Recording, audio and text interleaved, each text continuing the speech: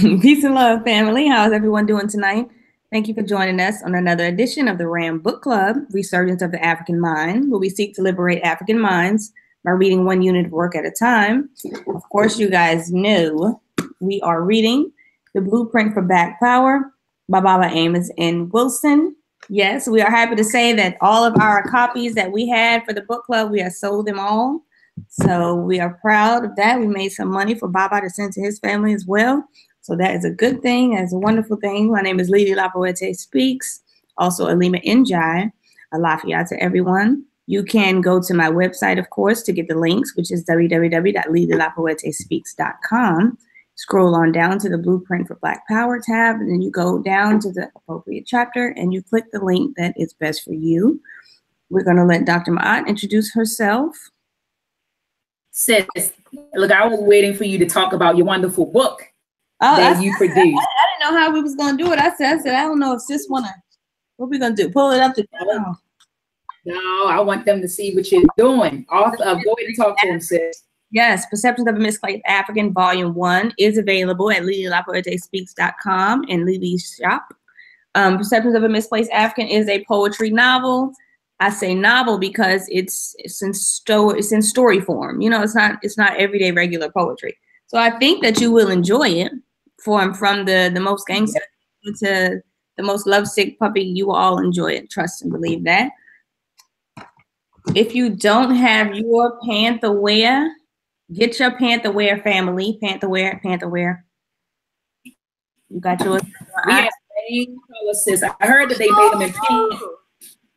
I heard they made them in pink, and the pink went fast. I know, and my homegirl has the pink. She got the last pink pair, and they're gonna text me talking about I got them. I'm like, really? Oh, I would have rocked that pink. Pantherwear.com. I would have rocked it. Go and get you a pair. Get some for the kids. Get some for your queen. Get a pair for you, brothers, if you like it, if you're feeling it. They are very comfortable. Those are for my daughter. I need to get a new pair, but I really do want pink, sis.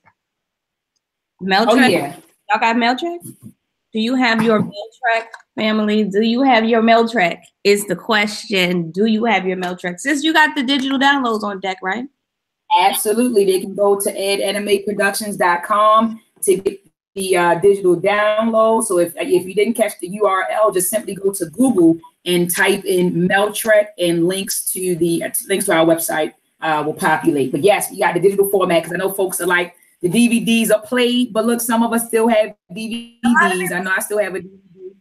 Yeah, so I have a DVD player in my home. But yes, you can get it in digital format. Just go right to the website at edanimateproductions.com, or simply go to Google, type in Meltrek, and links to purchase the film will populate. Sis, we also have the coloring book, sis. Yes, get your that's available. Yes. So we also have the coloring book. We actually have a complete program at this point, sis. We have, so for Meltrek episode 1, you can get a film, you can get a coloring book, and we also have the storybook available now, sis. I don't have any copies on me to show, but next Sunday I'll be able to flash copies. So not only, it was just, for Meltrek, not only did we want to expose the children to the film, sis, but we wanted to make sure that our babies retain the information. That's what it's really about, retaining the information.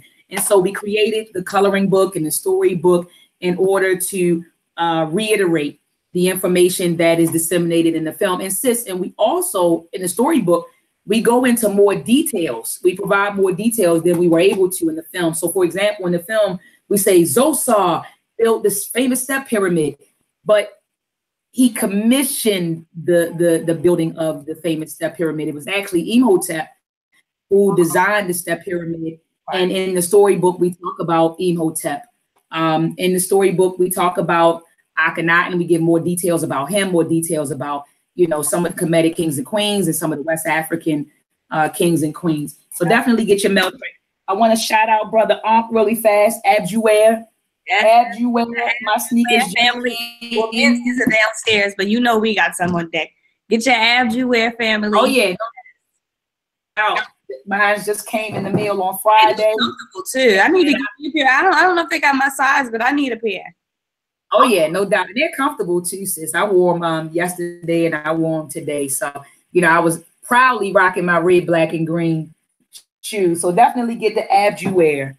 Definitely get the abs you wear when you can. And today I also bought me some True Laundry detergent. Yes. And some core oil, some more packs of core oil toothbrushes, both of which were manufactured by Black-owned companies. So anyway, my name is Dr. Maat, but I actually, family, just had a, what do you call it, sis? I want to say a divination, right? Yes, a reading. Okay, Divination. by divination by Babalao. And I found out, family, that I'm really not Oya. I'm really Obatala. So that's what happens when you name yourself according to your own, according to your characteristics. So I'm running around saying Dr. Oya, Dr. Oya, Dr. Oya, because I read the characteristics of Oya and said, I'll name myself Oya, and then mix that with a Kemetic name. I was just totally confused. But guess what, family? I just recently found out that I am Obatala, that's my Orisha. But I'm still not going to change my name, because that's, what you know me by, and that's what I've been going by. So, it is what it is. But I am Dr. Oya Maat, and I'm looking forward, sis, to going through this process and getting, my name, once I end the process. So, I'm looking forward to it. I'm looking forward to it, sis. I'll just say that. But peace and power to you, family. I'm Dr. Oya Maat, also known as Dr. Deanna Bailey. I love these meetings, our Sunday meetings. I love it. I learn a lot. This book right here is a must for every African household. I mean, sis, this book, it teaches you how the world works, and how Black people or African people, how we should function in the world in order to become successful. So that's what this book gives. It gives you an understanding of the world that we live in, and how we, or the things that we can do to empower ourselves in order to survive and thrive in the world. And that's what Blueprint for Black Power, that's what it does. And I'm telling you, just like folks have the Bible in their homes, and it's things that all Black folks have in their home, this is something that we have to have. Every Black person, this is really should have this. Yeah, this is really like this is really like the Bible for Black people, in my opinion, sis. It is. I love this so much. This is probably one of the most. This is by far one of the best books that I've read, and I've read a lot of books, but this was necessary. It was a necessary read. It really was. Absolutely. Absolutely. And sis, I'm proud to see that we're almost finished. I know. Crazy. I know. I said, man, I looked up today and I was like, oh my gosh, the end of chapter 22 is on page 554. So we're like 300 pages away from finishing the book. So we're looking at 9 chapters after this, and 9 chapters, 9 weeks, we will be done. Yep. And so we will be done and moving on to some more work. So like you said, sis, these months flew, and we've learned a whole lot. So we're on chapter 22, demographic foundations of an African-American nation within a nation. Sis, do you want me to kick it off? Yes, you can, sis. All right. So I'm gonna go ahead and kick it off, because I know you want to do a little something. Okay, so we're on page 517. Okay.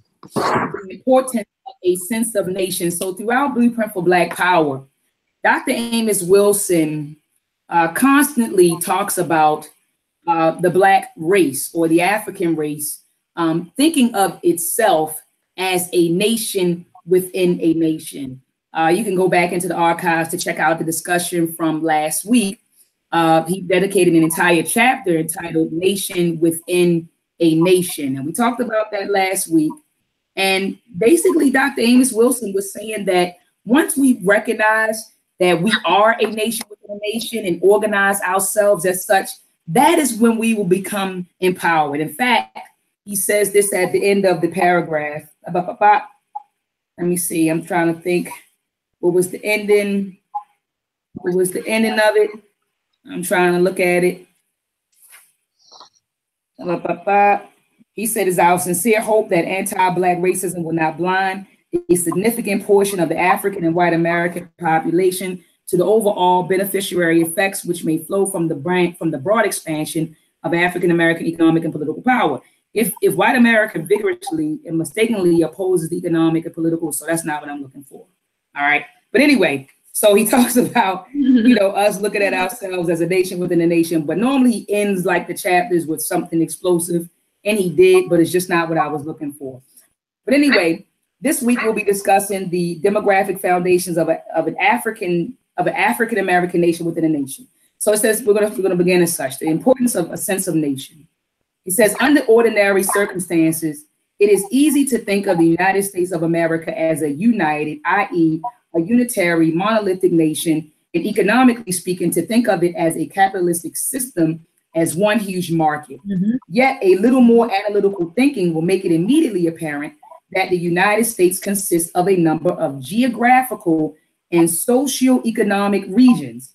It consists of many cities with distinct characters and facilities.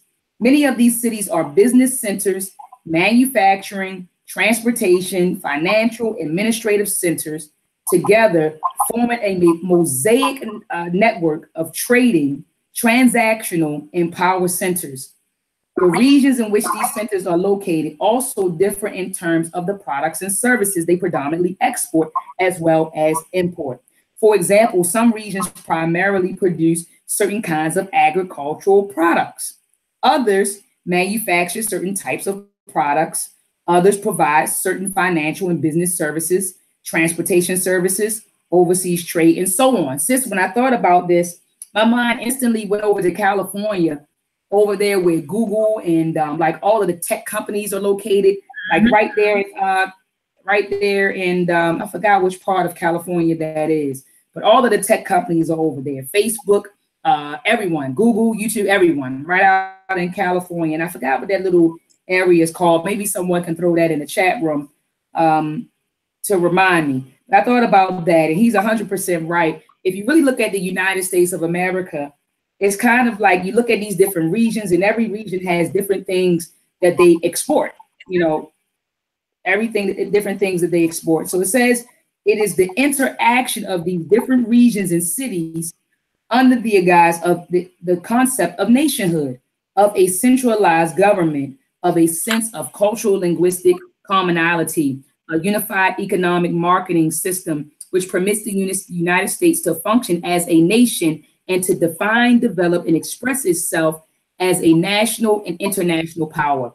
The political, economic, social, cultural, martial power and dominance of white Americans are derived from the systematic interactions between social economic regions / cities on every level: cultural, social, economical, political, and communicational.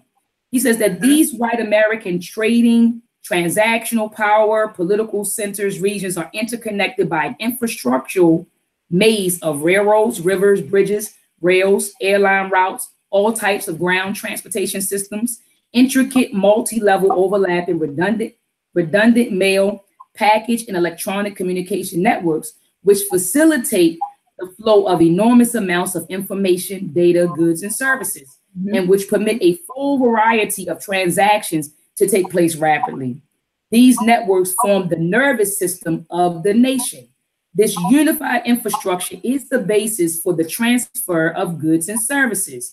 It is the basis for physically and psychosocially unifying the nation, for the development and marketing of resources, and is the basis of national economic power and competitiveness as a whole. And I have this underlined right here.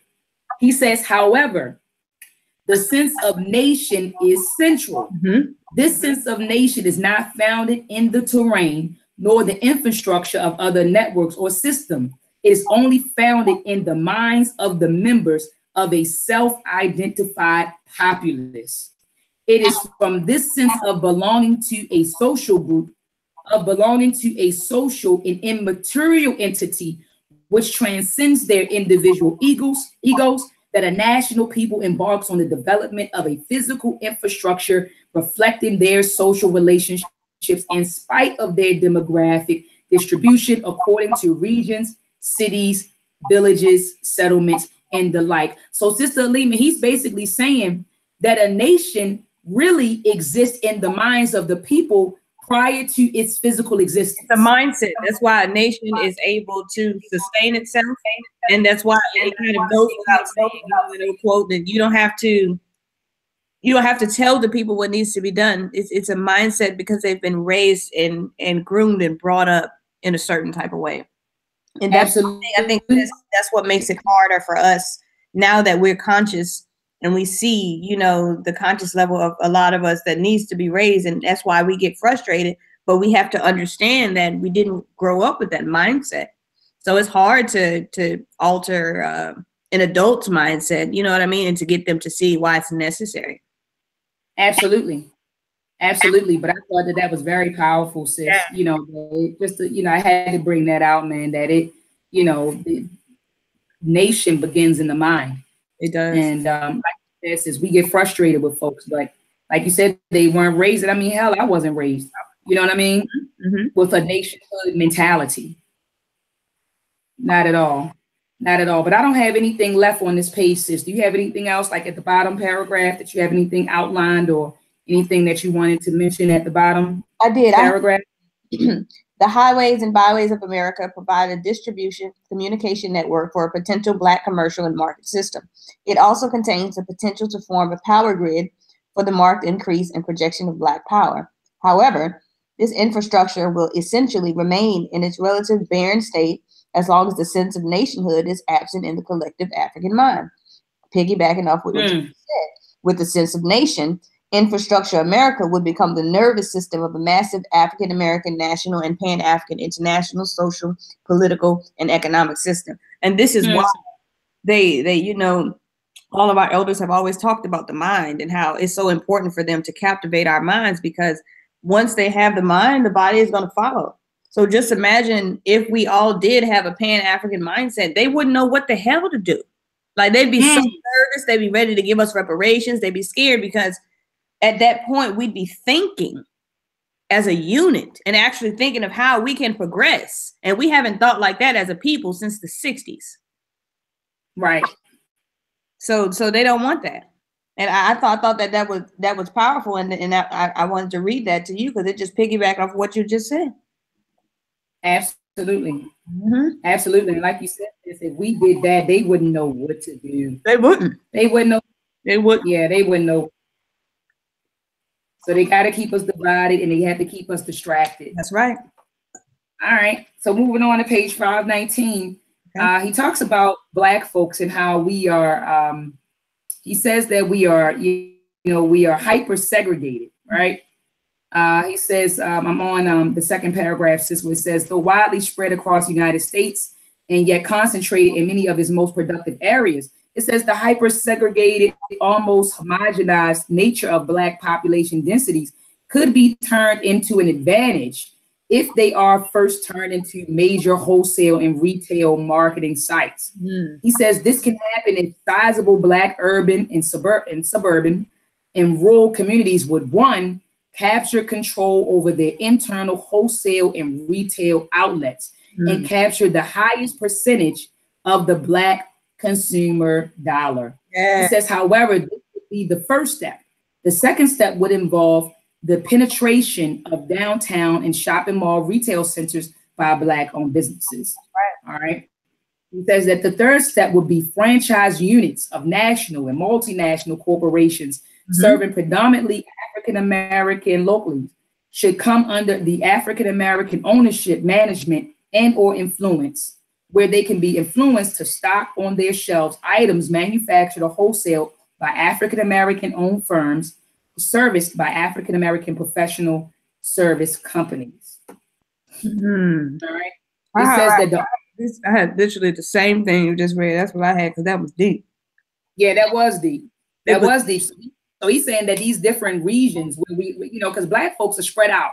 We're on the East Coast, the West Coast, we're, you know, North, South, we're everywhere. So he's saying that turn our regions, if in these regions, can you imagine, sis, that we took control over our internal markets within these regions and turned these regions into what he calls major wholesale retail marketing sites and capture the control over the dollars that are spent, Black dollars that are spent on this site.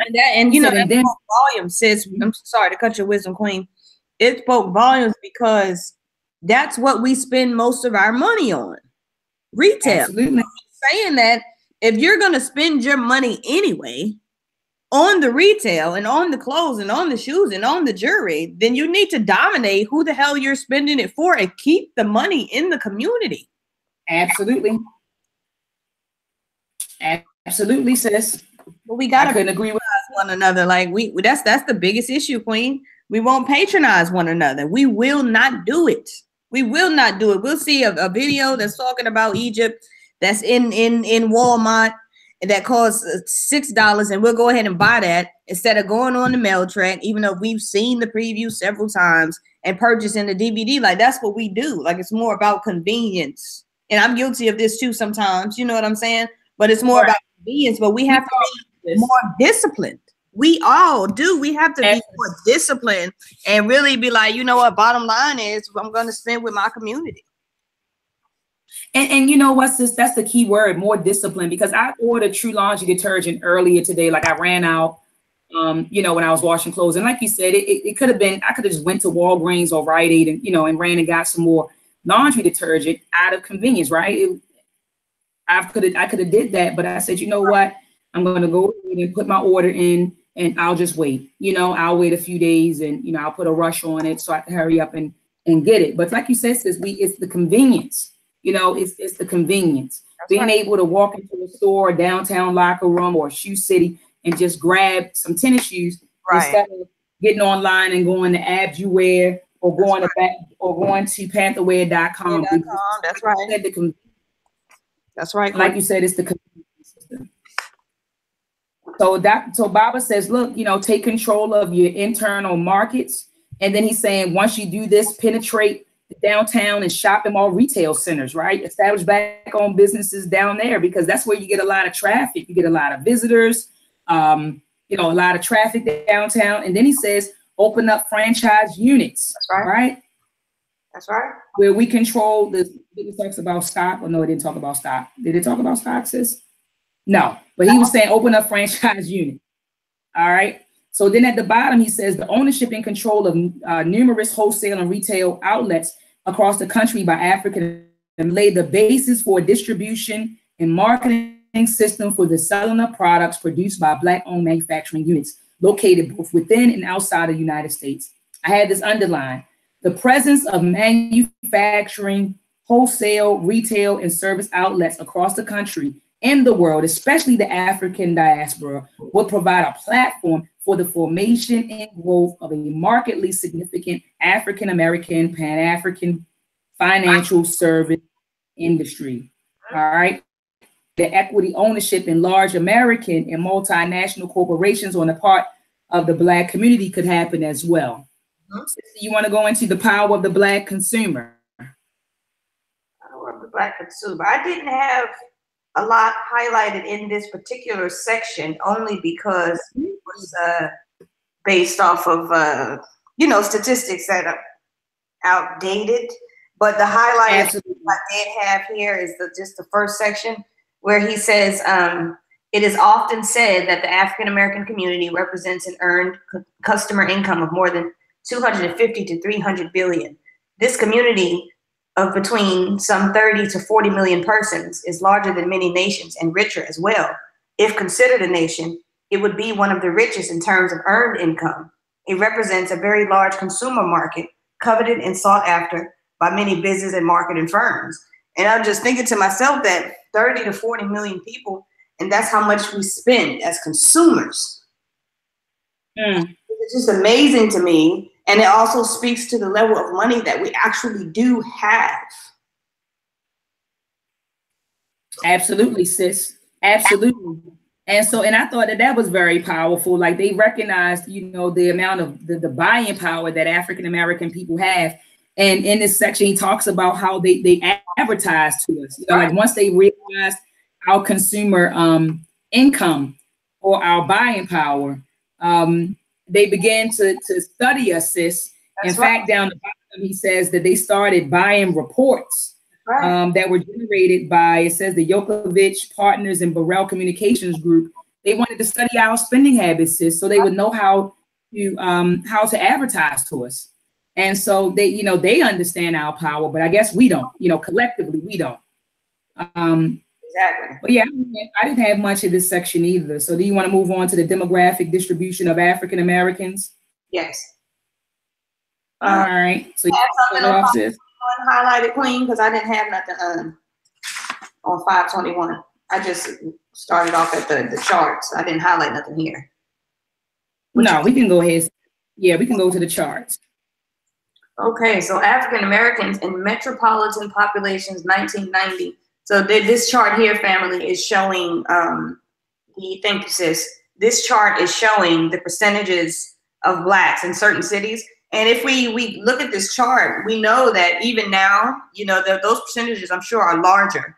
And those areas are still considered areas that have heavy Black population, like New York, Chicago, Philadelphia, Detroit, DC, you know, Washington, DC, Cleveland, Baltimore, St. Louis, Indianapolis, New Orleans, Memphis, Jacksonville, Birmingham, you know, Greensboro, places still today where there's heavy population. And of course, it's inner city that have always typically represented the most in. On 523, it says, in other words, there are some 60 American cities of 100,000 or more inhabitants where Blacks comprise of 25 to 80% of the total population, and some 117 cities where they comprise from 10 to 80% of the population over 100,000. So I thought that was interesting because that dynamic is still pretty much the same. Yeah, and in every place that you named, sis, like you said, it's still the same. So these statistics were provided in 1990, and here it is, you know, what, 28 years later? And like you said, we're still here. We're still in the same areas, but most importantly, like we're all over the place. That's right. Everywhere. You know, we're everywhere. Yeah, we're everywhere. And I think that's what Dr. Amos Wilson was trying to get across in these charts. I just want to show them to folks just in case you don't have the book. So these are the charts that we're talking about right now. This is the chart on page 522, 523. And I'm sorry, did I show the first chart? Oh yeah, I did. And so this is what Sister Aleem is talking about, these different charts. So maybe, you know, if you don't have the book, you can rewind back to this segment and just pause it and study these charts. Okay, sis, let's get to Black urban demographics, money, income of families. Yes. Because I thought this was very interesting. I agree.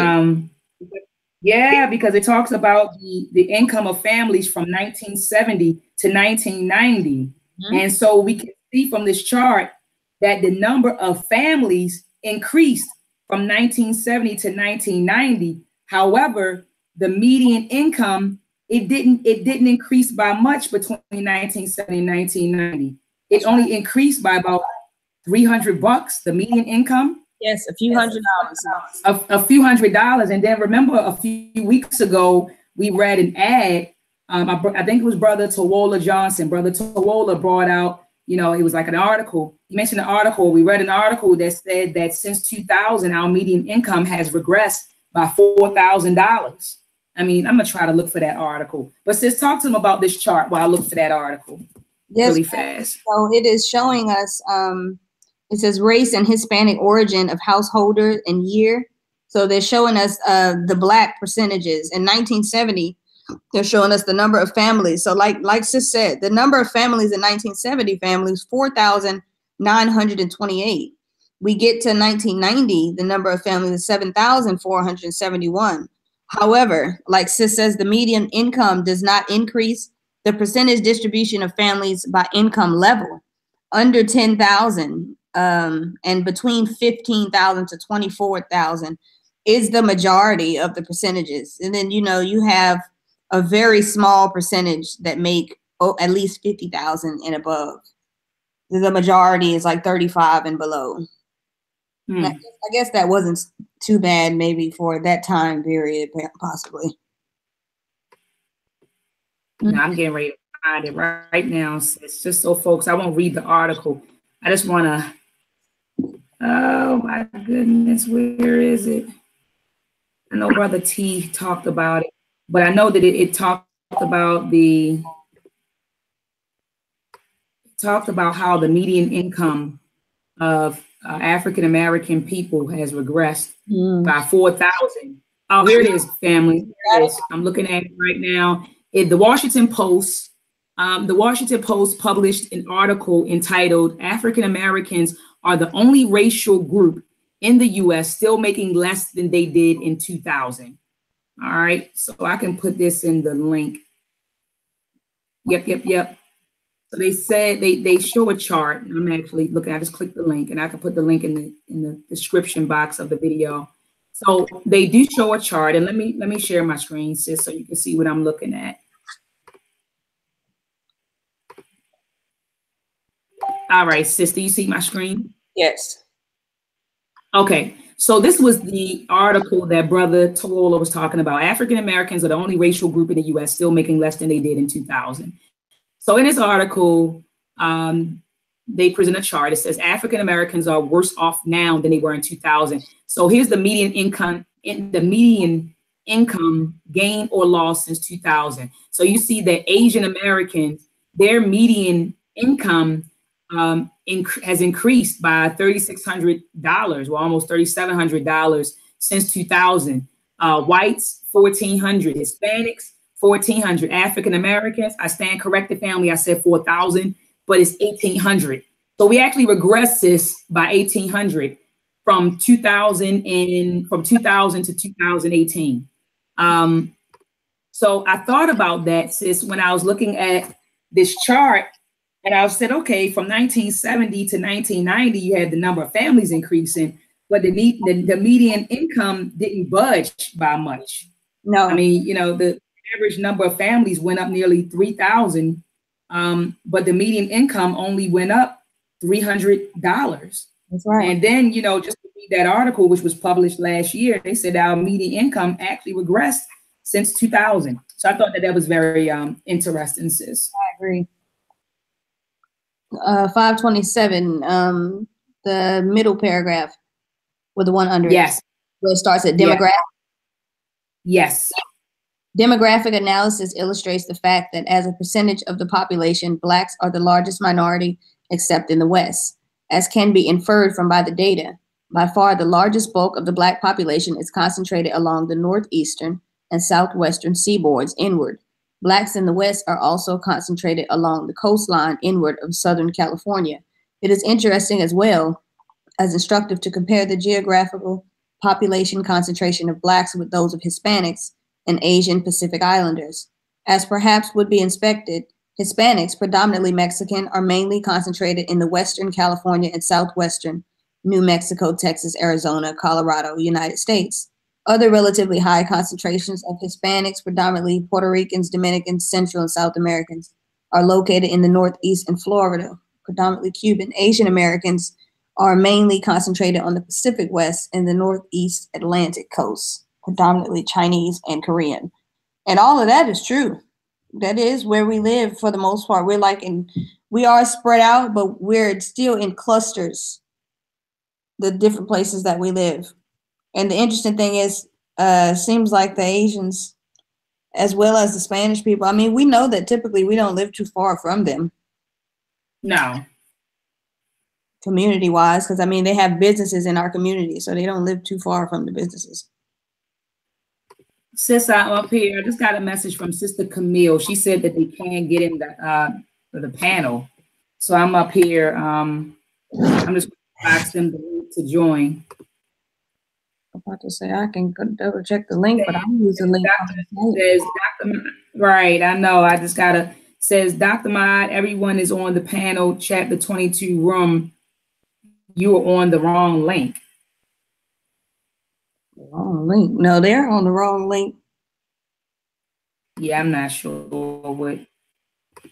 Yeah, I don't know what they're talking about. I don't know what they're talking about, sis.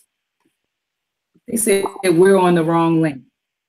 So I don't know what that message is about. I just inboxed him the link to join. So I don't know. And Sister Camille said for some reason she can't get in, but you use the same link that I sent you, right? So I did, and I'm about to I'm gonna update it again on the page, but that's what I use. I went to the page and clicked the link.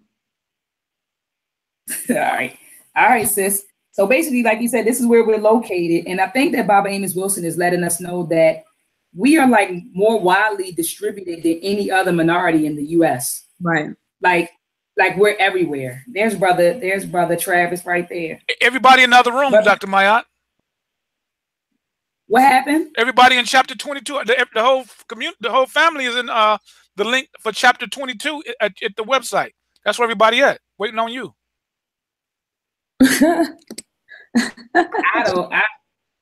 Lima clicked the link. I sent her the link. She posted the link and she said she's going to update. I'm gonna go back to the room and tell everybody because everybody's in another room. Yeah, they on the wrong link. Okay. Uh-oh. Let me send that to him here. Okay. All right. Well, we're going to continue. We're on page 527 at this point. So it says trade relations between ethnic American enclaves and their countries of origin. Yeah. Sister, you have anything for this? I had a few things. Well, I started on page 528. All right, family. We're here. What's up? Peace. Glad you guys made it. Look, we I don't know. It was a link. I don't know what happened. We all was on the link. I don't know what link. Sometimes. Yeah. We was all in another room. We was like, where they at? That happens sometimes. Sometimes I get kicked out and then I come back and nobody's there. I'm like, what the hell? Yeah, it was a whole link. We chopping it up. Chopping it up. Be like, okay, something else. Oh man, something's going on. And look at Sister Alima and I. We were going and we were like, I said, not after I read all this trip. Black. We thought you guys like the Black Panther movie. Sister Alima. So we just kept it moving. I was like, not after I read all these pages. Get me I did all this. After I did all this PG County research. Oh, you know I'm not. I'm gonna find this link. We was like, what is that? We was on the house. I went on YouTube. I said, yo, they live. I was like, oh no. I said, something happened. You're gonna have to find out what happened. Oh, baby. All this information we got, we've been spitting stuff about the alt-right. We like, we ready to go. We're definitely here. We've been rocking and rolling. We're on page 525. No, 528. 528. I'm sorry. 528. Okay. All right. We're on page 528. Sister Lima, go ahead. You said you had something highlighted, sis.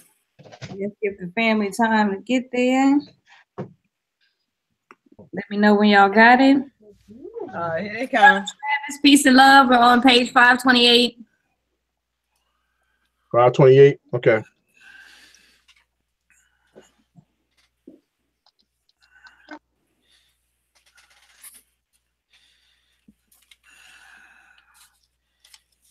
All right, family, we're going to kick it off. We are in the middle paragraph. We are already familiar with rapidly consolidating and growing economic regional trade systems of Southeastern Asia and Japan. These regions and the many nations which constitute them not only engage in internal and mutually beneficiary trade relations among themselves, but trade relations with the United States and other nations. More important in the context of our discussion is the fact that these regional countries carry out significant trade and financial relations with their overseas compatriots or ethnic enclaves in America. Such intragroup international trade adds to the economic stability and growth of various ethnic American enclaves. These home country ethnic enclave relations may also enhance the political power and influence of various ethnic American communities vis-a-vis the United States government, depending on the nature of U.S. foreign and trade policy initiative relative to their countries of origin. Now, sis, that's so right and exact, because let's think about the Jews. You know how like the U.S. always lends a lot of aid to Israel. Yes. Well, that's because of the social power that the Jewish community has on the American soil. Mm-hmm. So they influence the foreign policy. So they make them give them the money. That's so right. Bob is 100% correct that that the political power and influence that these ethnic communities have in America will influence how the U.S. or how America deals with their home countries. So that is right and exact. And we see how the U.S. treats Africa, and that's because Black folks, or that's because Africans in America don't have any political or economical power. And that is exactly why they deal with Africa as such. And it will remain as such until we obtain that. It really will. Yes. Mm-hmm. Absolutely. So continue, sis. I'm sorry. I just wanted to add that. Okay, no, that was good. As discussed previously, Kotkin argues that ethnicity is a defining factor in the evolution of the global economy, i.e., that global tribes, peoples who, though globally dispersed, share a strong ethnic identity and sense of mutual dependence, seem particularly well adapted to succeed within today's progressively more integrated worldwide economic system. And that's true. I mean, what Baba is saying is that no matter where they are, they're going to succeed because they have that sense of ethnicity. They're considered global tribes, as he would call them. So we're still a tribe no matter where we go. Africans are the same way. If Africans are here in America and they see some Igbo people that here in America, they're gonna link up with those Igbo people. That's who they're gonna be with. If they have business opportunities or something, they're gonna hire those Igbo people. That's exactly. what it is. Right. Good point. Okay, bottom of the paragraph. It is important to note that South American nations have themselves established and are establishing a mixture of bilateral and multilateral trade compacts. These trade compacts generally involve the mutual reduction of tariffs and other barriers among member nations. Trade compacts have allowed a rapid expansion in regional trade among Latin American nations. These nations at present have 4 fledgling regional trade groups. Oh my goodness. Yeah, that means brother. Brother Emble. That was brother Tawola flipping through the page. Yeah, I had Get to that page. I know that's right, brother. And look, since I just muted him, all I heard was the pages going like this. He was gonna get there. Look, he said, "Let me get to this page." I'm sorry. My apologies. You good, family? That's. I was just gonna read these for the Mercosur Treaty in Brazil, Uruguay, Argentina, and Paraguay, formed in 1990. Chile-Argentina Friendship Treaty, formed in 1984. The Colombia-Venezuela Customs Union, instituted January 1992, in the Andean Pact, Colombia, Peru, and Venezuela. So Baba is just talking about that these are different trade agreements that these countries have enacted. And even if we viewed ourselves as a nation within a nation, we could have different trade compacts with one another, depending on what state we're in. That's true. Absolutely. What would we have to do in order to have trade compacts with Nigeria? What would be a good step? Because we have created merchandise, or what would we have to do in order to make that successful? I could see individuals. It seems like individuals might be able to do that on a personal level if they had connects. But I would still think that on a major level, we still need a government to represent us in order to facilitate those trades. Right. Exactly. I agree. You're looking at like you said, you talk about the ethno enclaves, the ethnic enclaves that's created. So if we do create an ethno nation, ethno state, and we all coming together, we could build that because we would have a political front. So it's like everyone is having their own little ethnic, we call it ethnic enclave that's been created. So I agree with you. Politics and coming together and building that trade in order to make that work. But we definitely have to do that, put it together. It was interested in this chapter. I agree. I like what he said a couple pages ago when he said that we can benefit from America's infrastructure that they have now. Yes. The railways, the electronic highway. Yes. Even though it's benefiting white America, if we put our think tanks together, we can make it happen. And we're actually doing that now with RAM in a way. We're educating one another. So we're using something that they've created, for their so-called manifest destiny. But we're still benefiting, and we can do that. We just got to flip the script. That's right. Absolutely. Absolutely. Okay. Sis, you want to pick it up? Your family, anybody else got something on 529? Yeah. I'm thinking about anybody on 529. Have anything else left? I have something at the bottom. What you got? Similar implications hold for potential trade and economic relations between a cohesive, well-developed, and dynamic African-American economic system and Caribbean common market communities, such as CARICOM, and African regional economic communities, including the Economic Community of West African States, ECOWAS, the Preferential Trade Area of East and Southern Africa, PTA, the South African Customs Union, SACU, the South African Development Coordination Conference, SADCC, the Maghreb Permanent Consultative Committee Maghreb, and the Central African Customs and Economic Union, UDEAC. We hear so much of, on page 530, we hear so much of urban blight, the social disorganization and deterioration of Black central cities, Black political and economic apathy, until the realization of an African-American economic community, as outlined above, appears to be fruitless fantasy doomed to remain merely a figment of the Black nationalist fevered imagination. However, a closer analysis of the African-American community will reveal a rising tide in the community for economic self-sufficiency and unification. The call for such a community has a long and honored history in Black America. The economic legacy of Booker T. Washington, the Honorable Marcus Garvey, the Honorable Malcolm X, among others, the economic legacy of the pioneering Black church and the Nation of Islam, the development of significant Black urban economic markets like Atlanta, Durham, and Tulsa, the economic achievements by the individuals and corporations who make up the BE 100 and numerous other smaller Black enterprises and sole proprietorships give illuminating testimony to the ability of African-American individuals, institutions, and communities to plot their own economic courses. That's a good point. Now, we just talking about this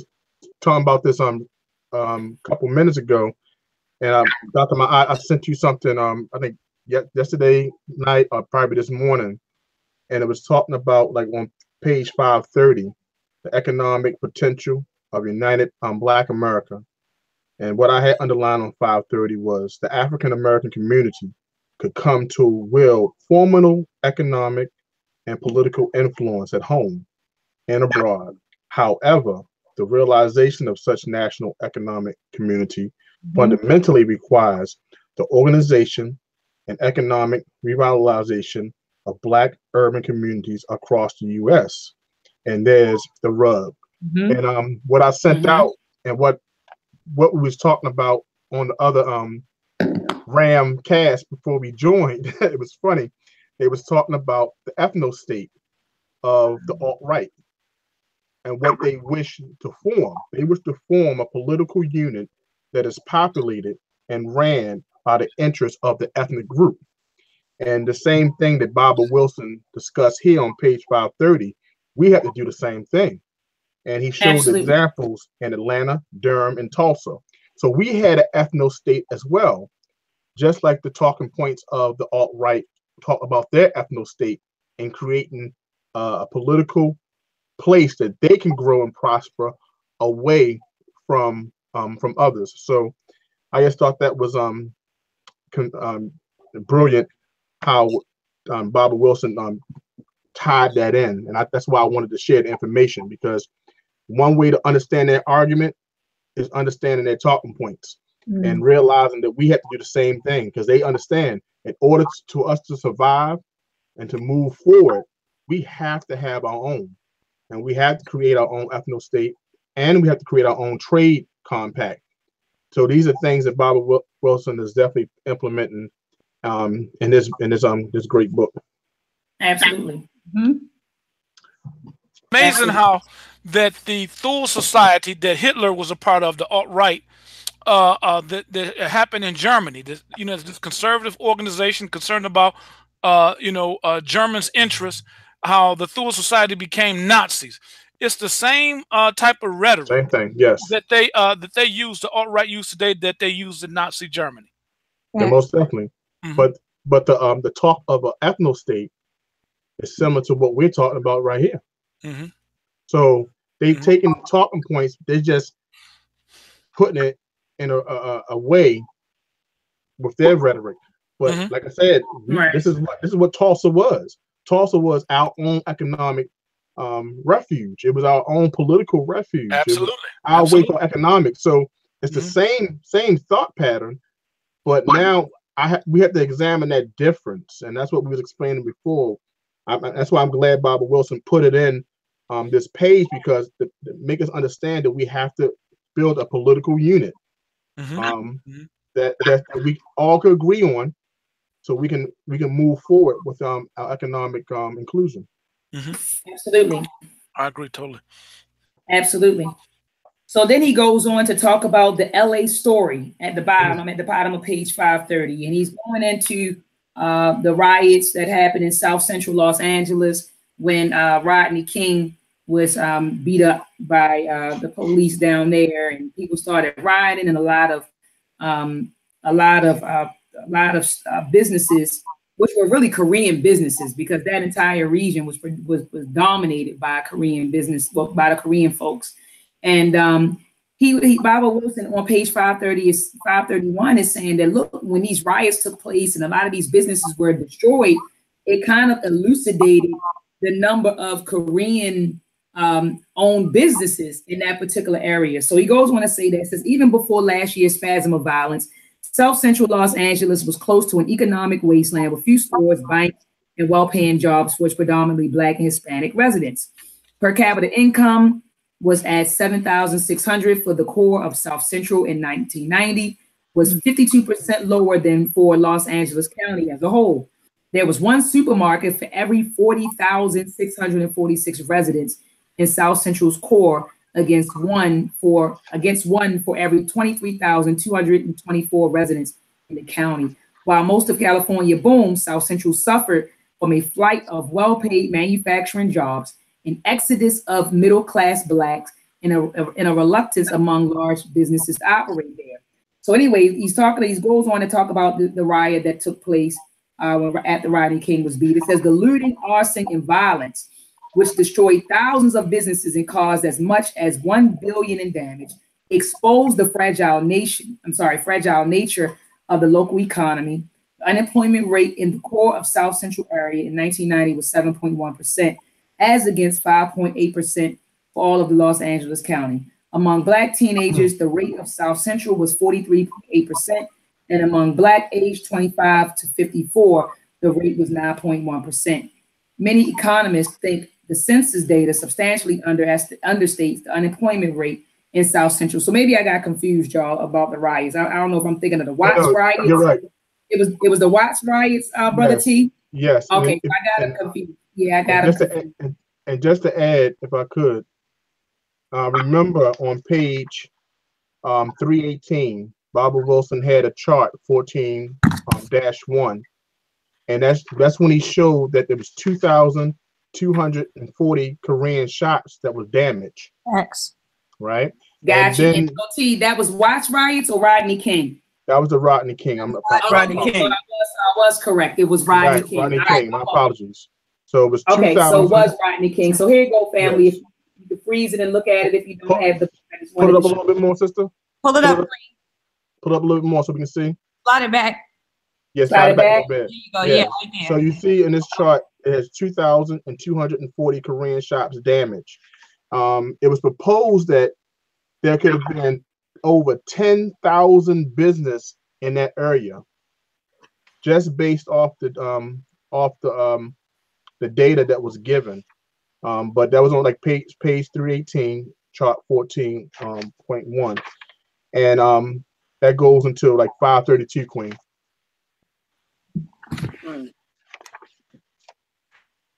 And you have to understand that how much influence that the Korean immigrants had in that time frame. And I think some time ago I mentioned KGRO, the Korean American Grocers Association. So for them to have over 10,000 business in that Wow. area, Wow. 10,000, over 10,000. So you know they definitely had some influence in that area. Yeah, that's the government. Yes. You can't you can't pull that off without the government. And banks. Help. Yeah. Definitely done in the banks. And that was amazing to me when I looked it up. But I remember that chart when reading that part of the chapter, Dr. Maat. Oh yeah, no, I'm glad that you pulled it up because I was like, wait a minute. I remember in this book, he talked about how after it was a riot, it kind of, it kind of made clear how many businesses in that particular area was owned and operated by Koreans. So I didn't know if it was the Watts or if it was the Rodney King. Rodney King. So it's definitely Rodney King. Yeah, but what's interesting was this: at the bottom of 531, in this next subsection called self-help in South Central, he says that after the Rodney King riots, they set up a special loan fund. That's what they called it, a loan fund. And they called it the Rebuild Los Angeles Fund. And they called this the official riot recovery organization. And it was set up to finance the reconstruction and economic expansion, right, in this area. But the catch here, Brother T, was that people had to apply for this loan. It was a loan. So it wasn't, people thought they called it a fund loan, but you had to apply for it. And if you didn't meet the criteria, right, then you were denied. Now, interesting, he tells us, it says that the journal reported, I'm at the bottom of 532, says that the journal reported that so far, the 6.3 million RLA loan fund has received 70 applications, turned down 45, and funded 7 for a total of 1.4 million. Wow. The remaining 18 applications are pending. It says it is clear now that the central strategy for responding to local unrest and to remedy local social economic problems has failed.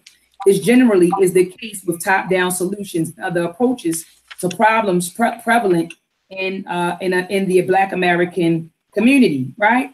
It says also Dr. Amos Wilson said that he really believes that they were trying to return things back to status quo, right? Above that, at the top of page 532, he says the outcome of such a strategy would be to reinstitute the pre-riot racial and economic status quo. For example, the reestablishment of the Korean monopoly of the Black community's commercial markets. Wow. So I'm like, they said that they had a fund, right? That they set up this, how do you call it? A loan fund. You get that? They called it a loan fund, right?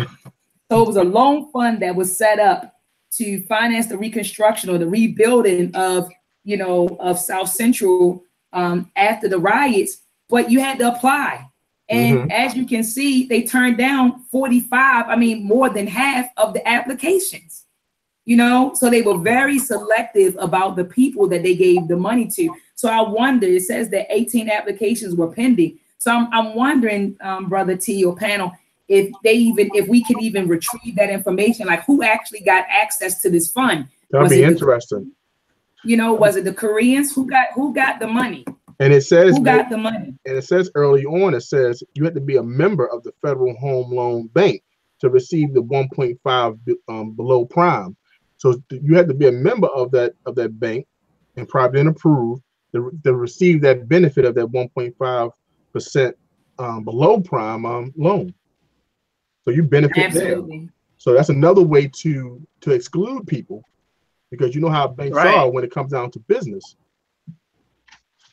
So that's interesting. That'd be some good research to look up. Yeah, I want to know who got the money, like who actually received the money. That's a lot of money that was raised in this fund. It is a lot. Yeah, I'm wondering, exactly who got it. So it says on May the 4th, 1993, the New York Times reported that one significant socio-psychological outcome of the Rodney King trials was the rethinking of their general relations to the larger society in general by well-to-do Blacks in LA and around the country. So remember, after the riots, everybody wanted to buy Black, right? And everyone wanted to pour their money. It seems like we're in a vicious cycle. Is it me, Sister Lima, or do you see the same thing? It's like something drastic happens, We get upset. We pull our money. We'll take our money out of banks, right? I think they have us down. I think they have us down to a science, Sister Lima. Oh, yeah. You know, something that happened, they'll murder somebody, we'll get a verdict, and then we'll say we're tired of it. And then people start buying black, and then we'll take our money, we'll put it in black banks. And then after a while, it seems like we lose that momentum. It seems like we get comfortable all over again, and we lose the drive. We get comfortable until something happens again. And then it kind of shocks us. And then we get on this wave of buying black and building the black community and supporting self, you know, and then we get comfortable and the wave dies out. And I'm just at a point where I can't wait until that wave never dies out, Sister Alima. Like we're always, pushing forward to build our, to build our families, to build our communities, to build our nation, to repatriate. I can't wait until it's not even just like a wave where it's just, we're just going here instead of here. It's just like, we're like on a roller coaster at this point. We're like in this cycle. And I don't want it to be a cycle. I want to get to a point where we're just rising, where we're just constantly ascending and working towards ascending as a collective. I agree. There's no movement, Yeah. You're not in the movement. There's no movement happening. That's why. And we're reactionary. It's reactionary, exactly. Extremely reactionary. I mean, that's all we do. Right. Just react. For things to pop off. You know what I mean? Wow. Yeah. There's no sustaining, the program of, You get that sustainment in a movement. You're not gonna get that if people are comfortable. It's no real will or incentive to resist. We see anytime you can strangle a man on video and shoot a baby playing cops and robbers in a park, and that don't move you. You know what I mean? What it's going to take? Exactly, brother. Uh-huh. Exactly. Yeah. Well, I mean, I was going to say that all the other groups they don't have a movement. They are on code with one another. Right, because they come over here in culture. They didn't come over here by force, will, and in your culture, your language wasn't allowed to read and write. They didn't get beat like a dog like us. They came over here, intact. That's right. Mm-hmm. Exactly. That's right. That's 100 right there. Mm-hmm. No, that's right. They're intact. Their families are intact. They have 2 parent homes. Uh-huh. They know who they are. They have a structure. Yeah, very much so. And they're always articulating how the Africans come over here and do so well. But the thing is, the continent of Africa is not doing real well. We can send over our top blacks and say, look how well blacks is doing here in Africa. We can do the same thing. Those are the elites that come here. Right. Those are not Christian law-abiding Negro Africans come over here.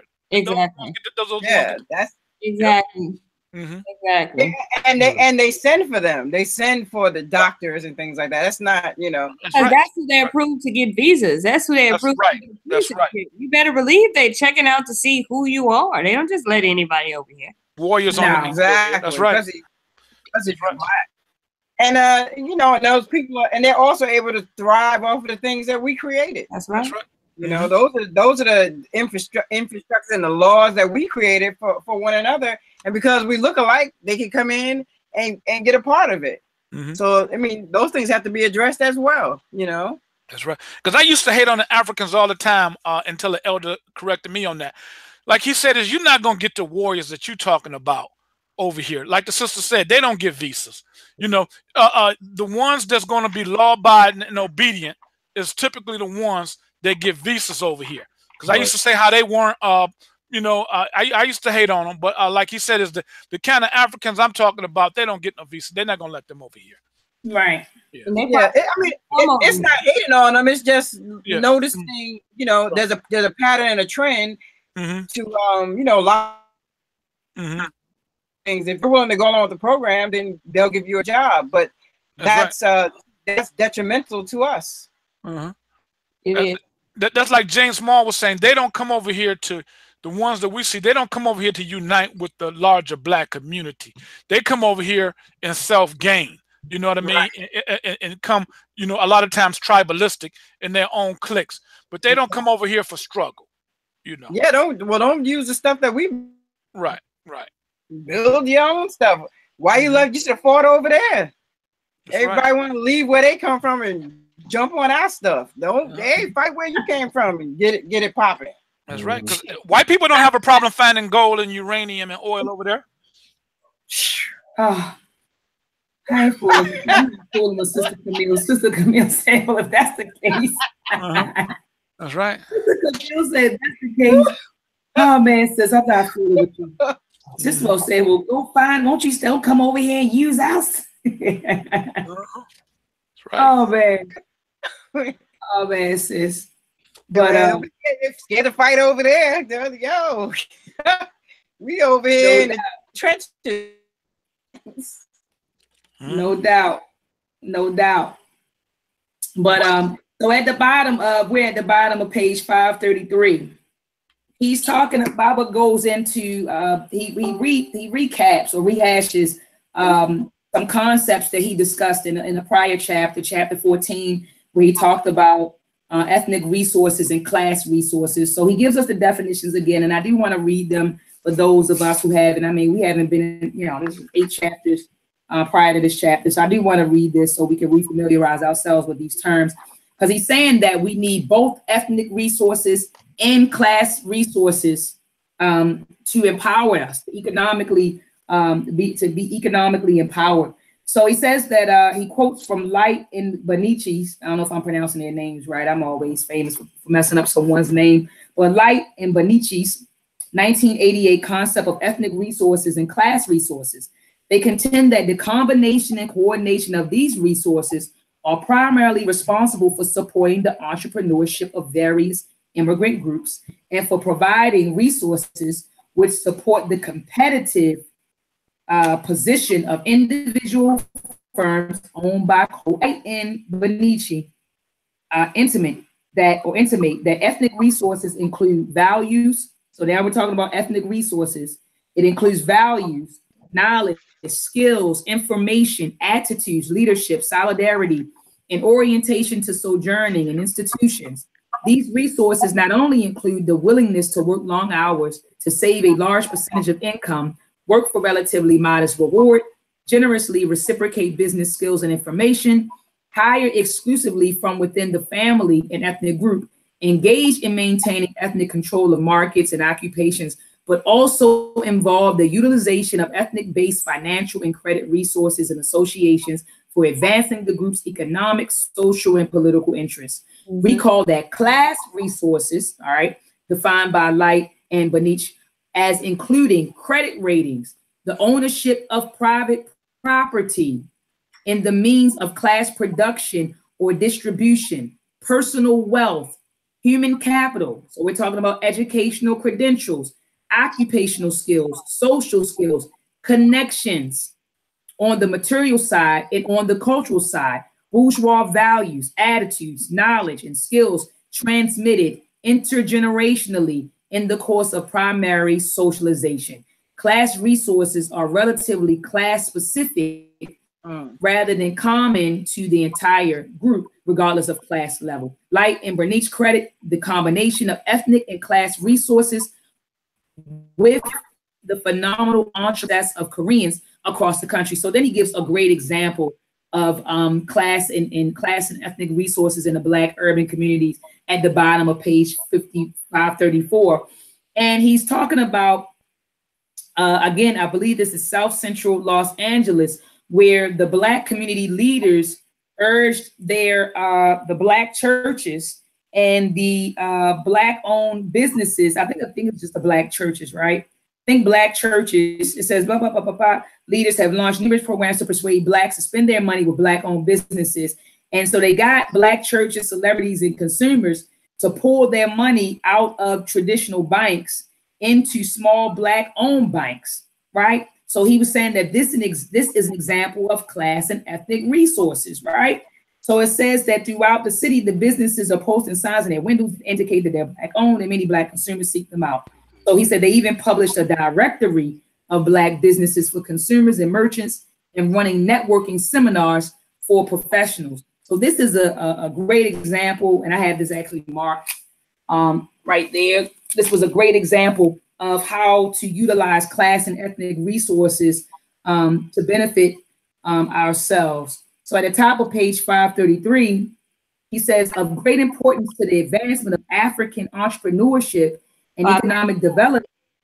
Oh, 535. I'm sorry, y'all. So it says, of great importance to the advancement of African American entrepreneurship and economic development are institutional and organizational resources. So we're talking, first he mentions class and ethnic resources, and now he's getting into institutional and organizational resources. So he's saying all about institutions, your Black churches, your mosque, your educational institutions, all of your institutions, right?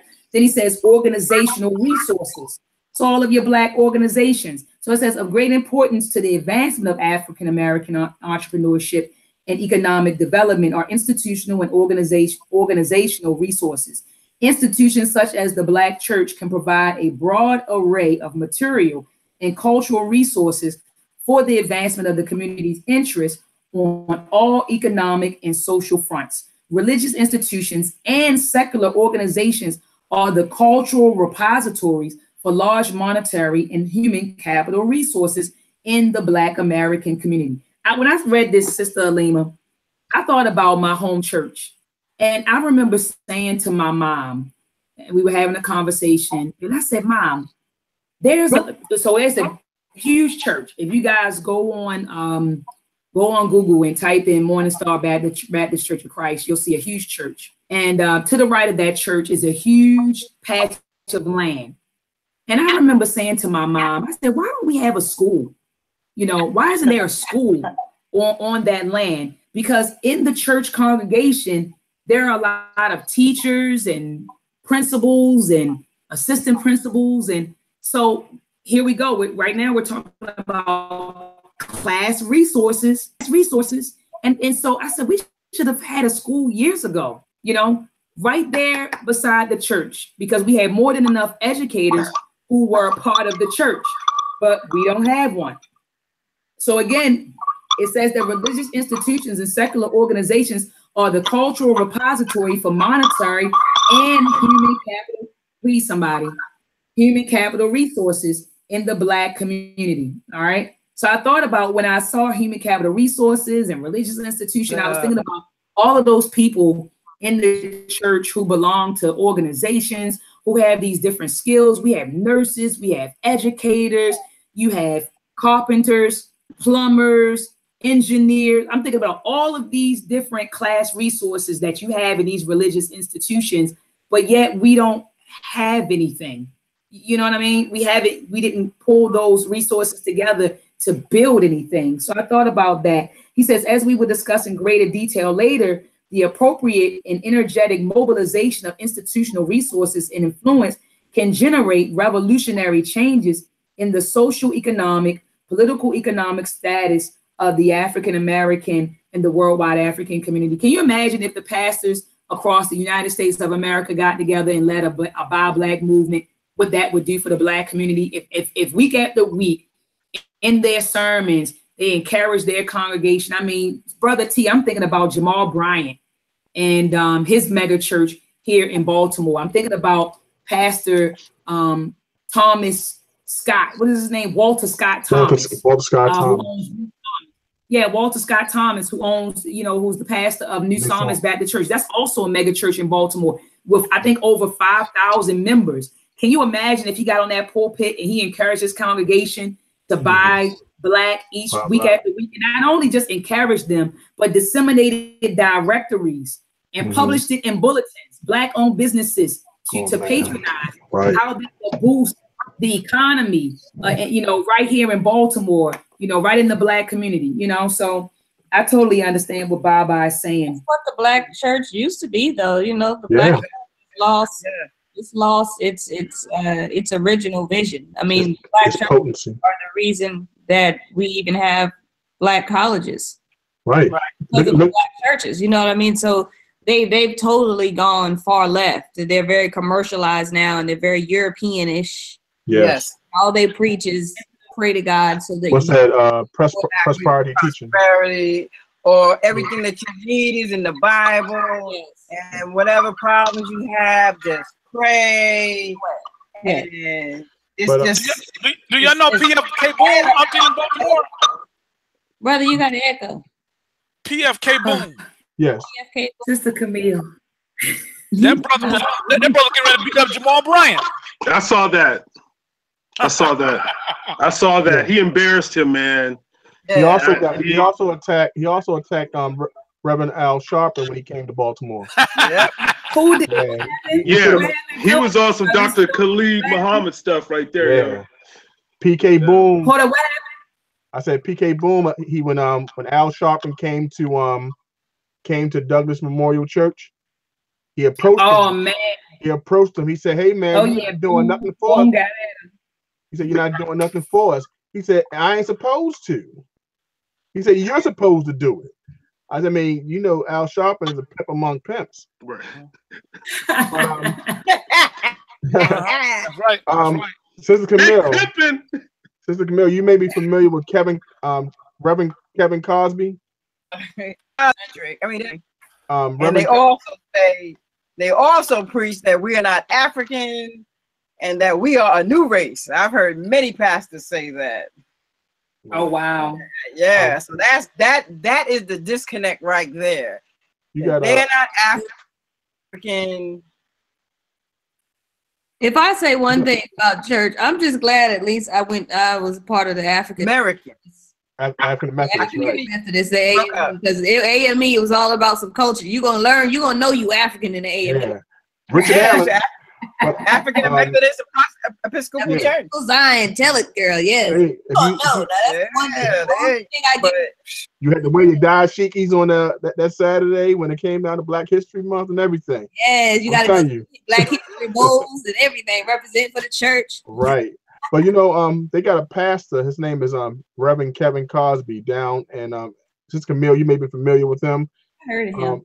Kevin Cosby, he opened up Simpson College. And he's doing that in the community. He opened up the college.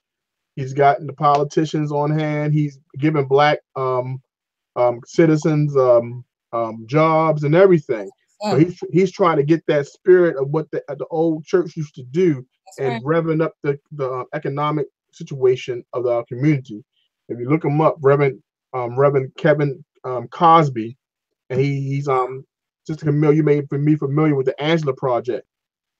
And, right. Yeah, that's a good one. Yeah, he's definitely. Yeah, he's powerful. Yeah, he's putting some work in. Yeah, they talking some business for real. Reparations and everything. With politics. If I could just say this, I was a pastor I shared this with Brother T. I was a pastor for about 4 years. Oh wow. Me and my wife. And the story is it would take the whole show, but several reasons, intervention of ancestors, pulling at me and put me on this course. But when I began to talk African liberation, and Sister Camille, you hit it on the head. I had brothers and sisters that I had worked with to help pull them up and out of the trenches, right? But when I started preaching that, it was like, what are you talking about, man? That's not our stuff. I was getting all kinds of negative feedback. It was crazy. Mm-hmm. But and the Reformation, the particular Reformation that I was a part of, which shall remain nameless, it's a huge Reformation. If I throw out some names, y'all gonna know them. Rubbed shoulders with them and the whole nine, and saw the inner workings of it. This spirituality tip, and I understand what Baba Wilson is talking about, for us coming together and bringing our resources together, their own businesses. But this spirituality thing is definitely a detriment to the church anyway. I'm not gonna say spirituality, the church. The church, yeah. Detrimental liability to us as a people. Trust me when I say it. I could go on forever. It is. It's sad. It's so sad. Yeah, I mean, I still play drums in church, so I know. I be sitting there like, and they know who I am. They, I don't hide it, But I like playing the doctrine. I be like, what? It's crazy. Did you? It all ties up. You know, you remain stuck. When we talk about African liberation, there is no African liberation because all your monies, when you call on that particular name, that's going to the Jews, that's going to the Catholics, that's going to whoever else in white supremacy. It's a wrap. I could go on forever about that, but I just thank the ancestors and Amin Ray for bringing me up and out. For real, I'm not ashamed. I'm not ashamed. But anyway, but I understand what Baba Wilson is talking about, and we do need that collective effort. But it's just so conditioned in the minds of church folk that when you begin to talk about, okay, you know, we're gonna bring our monies together. They're like, well, we need to include, we need multiculturalism, we need everybody. No, the hell with everybody. And we're gonna save this conversation for next chapter because the next chapter is called the Black Church Key to the Black Economic Empowerment. So we're gonna dig in the church's ass. Yeah, we're gonna dig in. Sorry, Christians, if you're a Christian, don't watch next week because you're probably be offended throughout the whole show. If you're a Bible thumper, you're gonna be mad as hell. We're gonna get into it, but we're gonna learn a lot about the Black church. Woo. Absolutely. Absolutely. That's a powerful chapter, Sister Lena.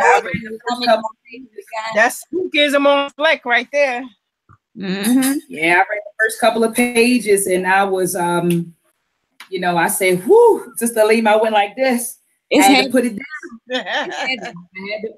I had to put it down. But in the next section, suburbanization of economics, he shows us a bunch of charts on page 5 from 537 to page 541. Mm-hmm. And they're charts that list the top 40 Black suburbs ranked by population size of at least 50,000 Blacks or more. And then there's also a table. So there's one table that lists the 40 Black suburbs ranked by population size of at least 50,000 Blacks or more.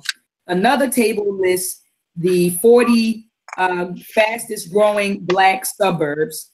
And then there's another one that ranks the different counties in terms of the percentage of households, Black households with incomes of $50,000 or more. So on the first chart, it says that Washington, D.C. is the nation's capital for Black suburbs. So they have the highest number of Black residents in suburban areas. It has DC, is Washington, D.C., and then it's Atlanta, and then it's L.A. All right. Now, panel, do you think that this has changed much? I would say probably not. I thought that D.C. went through a major gentrification. It has. It has. But we still have the. No, we're saying the suburban. The suburban area. Suburban area. I mean, other than it's increased in population, basically, you know, since Baba Wilson put it in this chart, you know, the 2010 census was 863,000, and the census from 2016 says it's almost 1 million. It's just 908,049 people in that. Now this is DC, Brother Tuola. Yes, this is PG County, Montgomery County, all of them combined, and you know the most Blacks, like 66%, are in PG County. So that's the consensus that I looked up. From 2010, it was 863, and today it's 908,000. Wow. Got you. So this is the Black suburbs. So we got DC at the top, then you have Atlanta, then you have LA.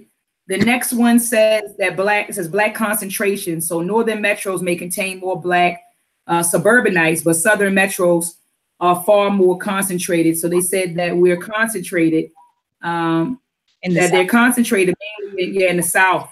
So you got Fayetteville, North Carolina, Jackson, Mississippi, and in Charleston, South Carolina. So they have the highest percent of suburban residents who are Black. Do you guys think that this has changed much? Because I know this is 1990. Probably the same. Maybe a little bit, but I still would say it's probably much the same. How much? When I say change, I'm talking about like, do you think these places are still like the top 3 places? Fayetteville, Jackson, Charleston? No, I don't think so. Well, then again, not don't know. Possibly, sis. Especially Jackson, Mississippi. Oh yeah. Everybody black. Yeah. What's the population down in Atlanta, Sister Lily? Last I looked, let me look, because that was from 2015. Because I mean, and remember, like in the 90s, the late 90s, 2000s, that became the Black Mecca. People start to go. So I'm sure it's way over 462,000 now. That's when I was down there. Oh yeah, folks went to Atlanta, and remember, Brother T, a lot of people went to Texas. Yeah, Texas, you're absolutely right. Yeah. Houston. A lot of people went to Texas. So while she's looking for that, the next chart says changes in Black suburbs. So it says Black suburbs are growing fast. And it says, with the exception of Mobile, Alabama, and Birmingham, Alabama, Black folks actually left out of Mobile and or Mobile. I don't know if it's Mobile or Mobile. Mobile, Alabama, and Birmingham. But it says that the fastest growing Black suburbs were in Atlanta, Miami, Riverside, San Bernardino, California, Chicago, and Houston, Texas. And then if we go to page 540, you had the fast growing Black suburbs was Atlanta, San Diego, Houston, Texas, Dallas, Texas, and Riverside, San Bernardino, California. Those were the fastest growing Black suburbs. The fastest leaving got to be Detroit. Yeah. Yeah, Detroit, Michigan had 28.7%. Yeah. No, they say you guys were growing. It said Mobile, Alabama regressed by 0.3% and 12%. I'm just trying to see what is the year of this statistic. No, okay, it's not updated. It says 1990 census at the very bottom. Oh no, she's looking for the census data for Atlanta, like a more recent census. You probably would see like 2016 census. I think it come out every couple of years, right? All right. While she's looking for that, brother, it's 2016. It said like 400-something thousand, but I'm like, that can't be accurate. Let me see. But see, the thing is about Atlanta though is they're just if they're just talking about specifically Atlanta, then that's accurate, because now that I live here, there's a lot of these surrounding cities. Like, you know how everywhere around the major city, there's these little surrounding towns. And so a lot of these people say that they live in Atlanta, but it's not really Atlanta. You see what I'm saying? But then if you demographic wise, because it said like only 400-something thousand, but then I was confused because it said it was 5-something million people in Atlanta. So I'm like, well, what's the percentage of that are Black people then, if that's the case? Right. Well, that I can't find. I can't find that. They said white folks was trying to move to Atlanta, trying to take over Atlanta. The metropolitan area is home to 5.7 million people. So what's the percentage of Black people out of that? 30.5%. 30%, Queen? Yeah, the 2010. And then that's 2010. It's 2018 now. Right. Yeah, that's all I came up. I put up 2010. Sis, I couldn't find nothing up to date. But let's get back on topic. Quick question, Sister Lima. Huh? I remember like maybe 2 years ago, there was a mural done in Atlanta. It was on a building, and it was it seemed like it was a black man inside a glass with a straw, and it seemed like as the straw was sucking out the Black population, and people was complaining about the mural. Have you heard about that mural? Have you happened to ever see that mural? I haven't seen it, but I definitely heard about it though. Right, and that was said that was gentrification coming, sucking out the Black people out of that community. That misconception. I remember that like 2 years ago. And I was wondering, like, has anyone else seen that? I haven't heard much about it since. So I'm glad you heard about it. At least heard about it. I heard about it, but I definitely haven't seen it. So I'm wondering if maybe they did get rid of it. Wow. So I just kind of made me feel about what we was talking about then. All right, Dr. Maat.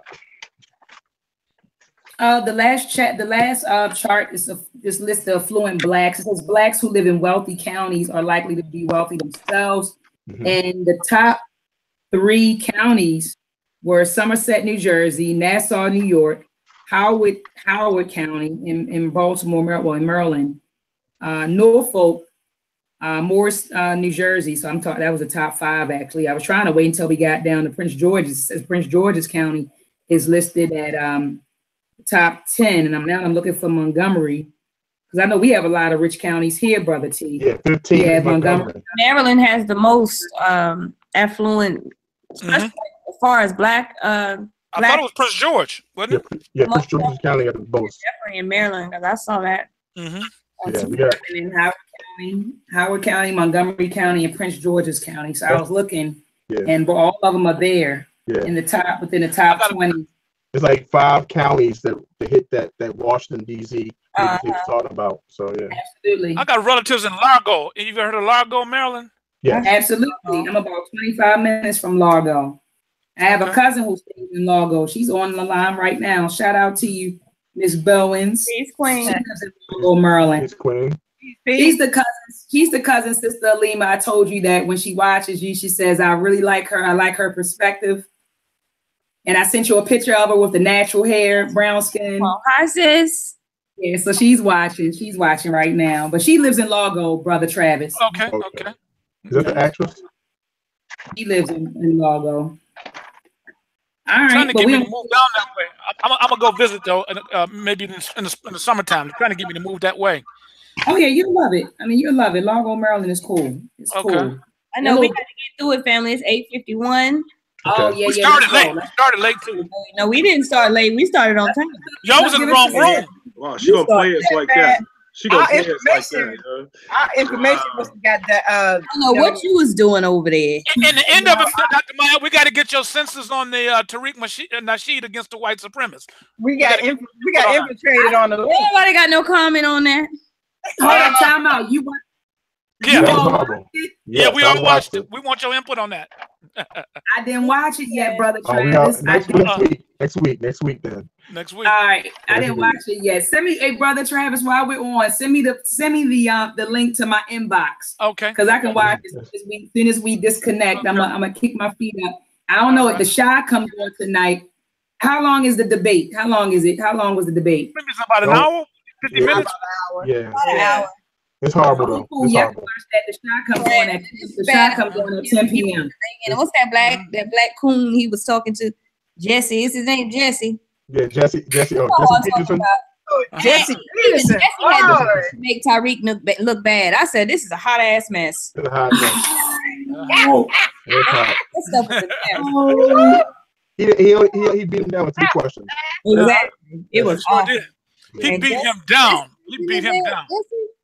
Oh.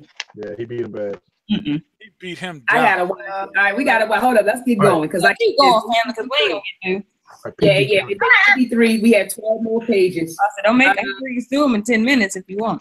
Okay. Yeah, go ahead, sis. Go ahead, sis. I just want to hit when you get to PG County. I just want to say 2 things. That's it. So go ahead, sis. Oh, go ahead, brother. Okay. All right. Because I know I'm going to be quick. I don't want to be long with it. When it comes down to PG County, because that's where we are, it's Maryland. So it's 909 the population. The median age is 36.2. The median income is 76,741. The poverty rate is 9.3. That's about 481 people employed in that city. So when you talk about the wealth that's there, it's absolutely crazy when the average person median is about $78,000 in a household, but the average for a male is like $75,000, and the average for a female is $58,000 just in income. And what's that? Yeah, that's one thing I wanted to point out. But when you come down to the business, it was funny because I wanted to see how many black business that were in PG County. Bobby Wilson says like 8,000, and one thing that I wanted to bring up was what me and Dr. Maat was talking about earlier this week about someone from the community that's going to utilize their community, but also has backing from their family members in order to create something big. So if you have a young lady, her name is Hope Wiseman. She's a Spelman graduate, 25 years old, who's about to start this weed dispensary called Marion, Maine. And what she's doing is partnering with her mother, who's a doctor. She's a dentist, and they're coming together to create this multi-million-dollar dispensary in PG County. So that's one of the things that as we go through the chapter, you'll see how much these people make, and now you understand why the county is so rich. And what amazes me is how this sister is going back to her community and open this dispensary, and her biggest drive was how blacks were being mishandled when it came to the weed laws years ago, and she wanted to take advantage and move more millennials in this field so we can be part of this $50 billion projected business. That's all I wanted to say. So brother T, I want you to say one more thing, which was very important, because I'm gonna basically summarize these. We're on page 542, but I'm going to summarize the next 4 pages based on what you said. So you said, now let's do a quick calculation. You said that, let me bring up my little calculator. Okay, how many people live there? I think you said 481. How many people live in PG County? 909. 909,000? Yes. So where's 900,000? Yeah, And what is the median income for those 909,000 people? The median income is $76,741. The median income is 76,000? Yeah, 76,741 is the median. Okay. So if you do 909,000 times 76,000, that will give you the income or the amount of money that they generate. Now, of course, people have taxes and bills and stuff like that, right? So we gotta factor in all of that, your expenses. There's but 481 people. This gives you an idea of the amount of money that these people make. Just a simple calculation: 909,000 times 76,000. So Dr. Amos Wilson uses PG County as an example to say this, and I'm on page 546, right?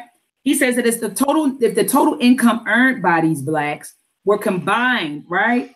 So he's saying if we redirected it, right? If we redirected, he said if we redirected their income toward black economic development, he says that the economic situation of the African American community would be visibly and significantly improved, right? Approved. And so he says that, and he ends this section by saying one cannot be awed by the thought of what a sense of unity, African-centered consciousness and identity combined with African-centered urban and suburban planning and development could do to change the economic and social character of these 40 areas. He's talking about the areas that are dominated by Black folks, and he said the economic and social character of Black America as a whole, as well as that of the Pan-African world in general. Did you want to say something, Brother T? No, sister. No, not at all. Yeah, so that's what he's saying. Like, can you imagine? I mean, I just did a quick calculation. 909. Oh my Jesus. Yeah. I just did 909,000 times 676,000. Mm-hmm. And now you have, what's that, 69 billion? Right. Now, that's $69 billion. Now they did have a 581,000 people are employed in that area. So that, and then you have a 9.3 poverty rate, and majority of the people in the poverty are from 18 to 24 females, and to 24 to 35 I think females as well. So as you remember, 64.1% are Black. You have whites, so you have Hispanics. So that's the consensus there in PG County, but a very rich county still. Yeah, very rich county still. So even if you say, okay, I took that number and multiplied and it got 69 billion, let's say that it was reduced to maybe 50 billion. This is billions of dollars annually being generated by one county. Like, we didn't even get into, Brother T, Montgomery County or Howard County, right? And like you said, it's 5 of them. Let me see. I think he has it, but Dr. Amos Wilson talks about it right here. It says Prince George's is the largest of 5 affluent African-American suburbs in Washington, D.C. metropolitan area. In addition to Prince George's County, you have Fairfax, Virginia, Loudoun, Virginia, Prince William, VA, and Montgomery County, all in Maryland. So these are the top 5 affluent African-American suburbs, right, in Washington, D.C. And that one generates about $50 billion. So can you imagine the other 4? So he's saying that if we direct it towards Black economic development, it will be no stopping us. That's right. It will be no stopping us. So then for the for about 4 pages, he gives us class resources, the number of Black-owned and commercial banks. So this is what we're looking at, family. I don't know if you can see it, but this is what we're looking at. Dr. Amos Wilson supplies us with a list of class resources.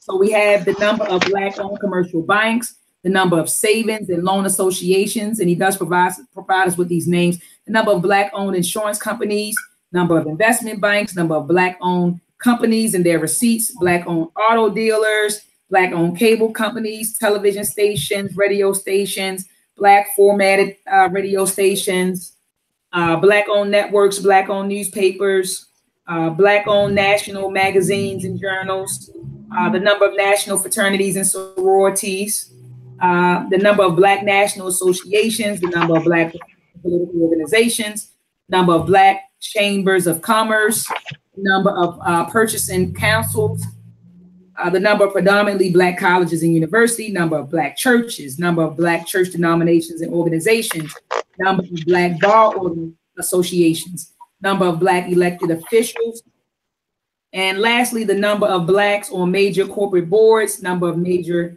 corporate boards on which Blacks serve, and the number of top Black executives on Wall Street, number of leading Black corporate managers of major white-owned corporations. Right. So it gives us a bunch of sources. It gives us a bunch of sources, class resources, page 546 to page 541. I looked at the Wall Street just to look at some of the numbers to see how they changed over the years, and I saw that in 2011 Wall Street had 75 powerful Black executives, but in 2017 it dropped down to 63. So there's been a decrease. And one of the people that I ran on, Brother T. This is on 550, and I went down. I just wanted to kind of see how much the numbers changed over time, especially when it came to the number of major corporate boards which Blacks serve. So when I saw the Wall Street, and maybe look at 2011, and that's when we had the highest 75 executives.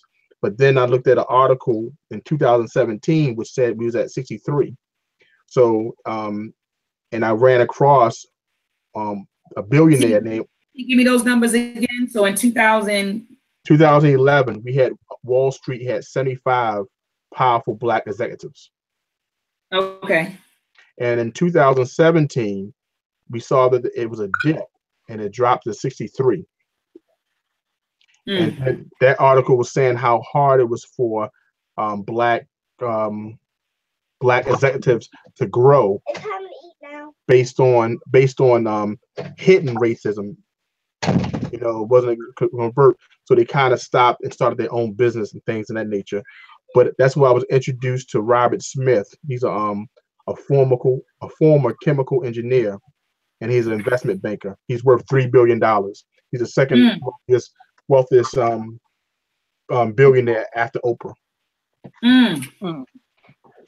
Robert Smith. Robert Smith. Now, and did you look up any other numbers, Brother T, or you just that was the only one? Wall Street Journal. The Wall Street interests me because I remember the article, reading something about that in 2017, how a lot was being dropped. The number dropped. So when I saw that, that kind of reminded me of that, and it made me think about the other organizations like Google and all other. They didn't have much Black representation in their corporate office. So now speaking of Google, Brother T, in the beginning of the discourse and earlier, on some of the content earlier on in the chapter, I was talking about the place right in California where Google and Facebook are located. What is the name of that district, that area? Silicon Valley. Yeah, Silicon Valley, right? Exactly. I was looking for that. I couldn't place it. I kept on saying they're right there, but it's Silicon Valley. Silicon Valley, yep. Yeah, because in the beginning of the chapter, Dr. Amos Wilson makes it clear that basically how cities are business centers and how you have different cities that are responsible for providing goods and services and transportation. So he was saying that, you know, if you study the different regions, every region exports its own type of goods or services. And I was thinking about California, and I was like, yeah, in California, they have like a whole like tech community. So he said it's called Silicon Valley. Silicon Valley, yes. And that's where you look at all the, you see how many positions people of color hold, and you like, it's like non-existent. Absolutely. All right, so we're coming down to the wire, 4 more pages, page 551, I'm sorry. It says the power of a Black national vision. And someone start us off. I think the first 2 paragraphs, we should at least read the first 2 paragraphs. Okay, the power of national vision, page 551. Yes. The Black national vision. We begin this section by discussing the importance of physical infrastructure, i.e. roads, rails, rivers, communications, etc., to a nation's economy and power. However, of more importance to the intellectual, of more importance to the economy and power of a nation are its human capital and resources, its intellectual and social capital, and the character of the consciousness of its people. For the physical infrastructure and other essentials of a powerful economic, social, and political system, as well as the overall prosperity and general well-being of a nation, are primarily the result of the what the fuck is this word? Over here, like, pituously. I'm sorry. I feel like I haven't seen that before. Like it just struck me. Like, I'm sorry. Dynamic combination. You was firing. You was on that rapid fire. I know, right? It just threw me all off course. Felt like amigo right then. Okay, but anyway. Above all, the forces which coordinate and amplify the effects of those factors are the shared identity and consciousness of a people. Our cursory review has revealed clearly that African American people have all the physical and human resource makings of a powerful nation within a nation.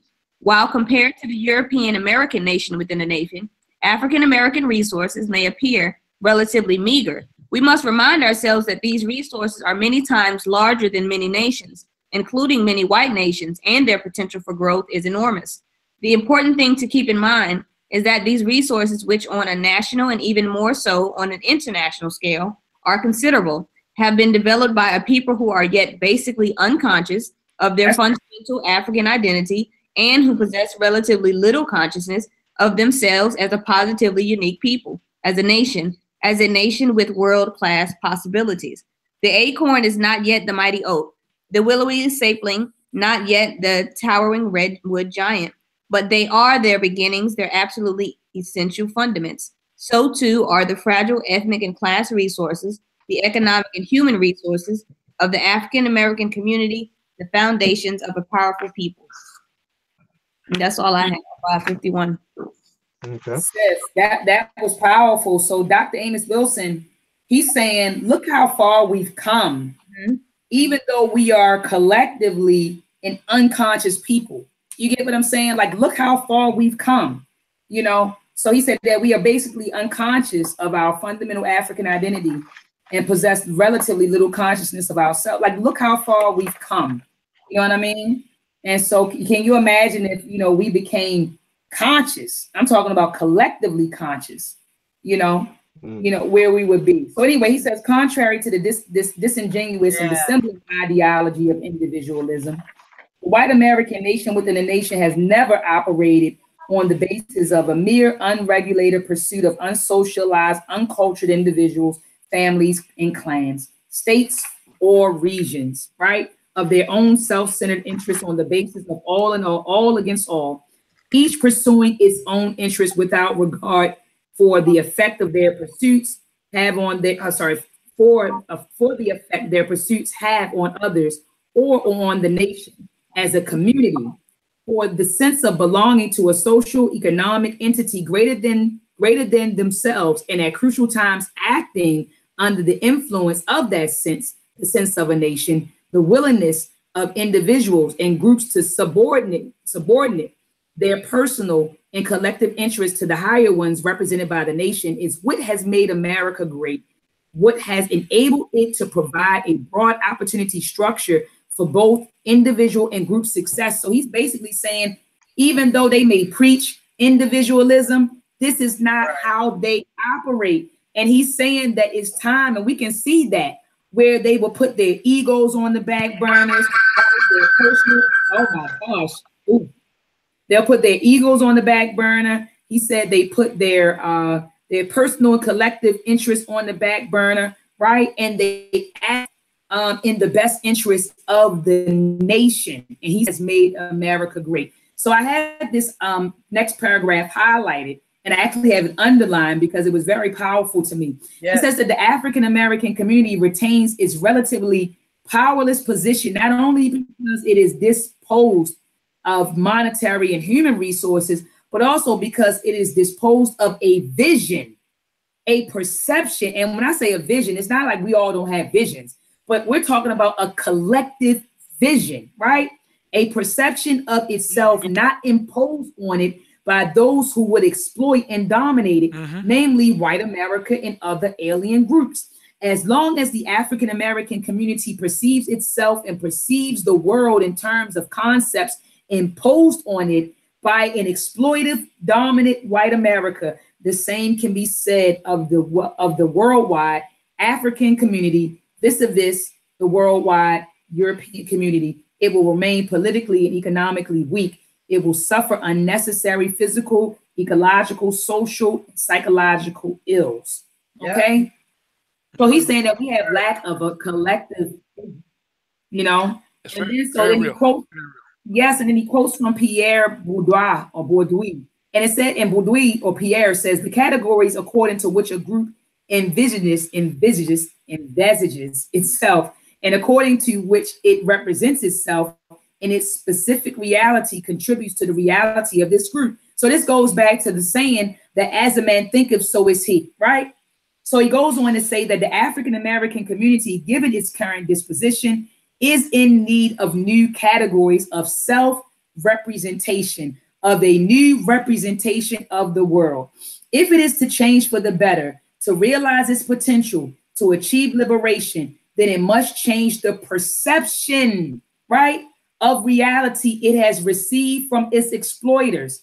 It must name the unnamed by changing its self-perception from that of perceiving itself as a shared conglomeration and aggregation of self-centered individuals united only by their common misery, victimization, and skin color, to that of a nation united by African-centered consciousness and identity. Wait a minute. Let me say that again. Say it again. By changing its self-perception from that of perceiving itself as a shared conglomeration or aggregation of self-centered individuals united only by their common misery, victimization, and skin color, to that of a nation united by African-centered consciousness and identity. The African-American community can change for the better the organization and nature of the social world, which now contributes to its unseemly reality. Top of page 553. By representing itself as a nation within a nation, the African-American community contributes practically to the reality of becoming such. Okay? He says it contributes practically to making itself a nation within a nation conceivable and credible. This form of self-representation will markedly help in creating the collective consciousness in the collective will, which will reflectively contribute to the productive reality of a nation within the nation. So Baba Amos Wilson is saying, wait a minute, you got to change your self-perception, right? And reclaim your African consciousness. So it all starts here. And as Sister Alima said earlier, this is why a lot of Black psychologists wrote on breaking the chains of psychological slavery, the falsification of African consciousness, cultural misorientation, the developmental psychology of the Black child, miseducation of the Negro, right? This is know thyself, community of self, the African personality of America, Africanity, trying to bring about the resurgence of the African mind. Absolutely, absolutely. So this is why they wrote about it, because the revolution starts here. And once we have it here, Then we can make it a reality. Then we can manifest it. But it has to start here first. All right. So he says that at the center of the African American community struggle for dignity and power is its struggle for self-definition. How y'all just sitting still with that, yo? You spitting some nuggets and everybody just chilling. I can't. I'm sorry, man. I can't. Hey, when you hear stuff like that on the continent, I bet sisters and brothers is dancing and carrying on. She dropping some jewels, yo. Y'all chilling. I don't understand it. I'm real with mine. Forget it. Listen, what you just, I can't. Hey, in the church world, we used to say, I just can't keep it to myself. That was some good stuff, sis. I'm a mute. Okay. No, I appreciate that, brother. I appreciate that, brother. Tell you now. Oh man, that's deep stuff. It's deep. Yes, indeed. That's real, though, man. I mean, that's just real. That's real, brother Impu, right there. You know, just bringing about our African, reinstating our African consciousness. We got to do that. We got to do that before we do anything. We got to do that first. My brother T has the look at him, brother Info. Brother T but we had to do that, brother, before we do anything. So we're on the last page, family. Well, we got a page and a half left. He quotes from Bourdieu.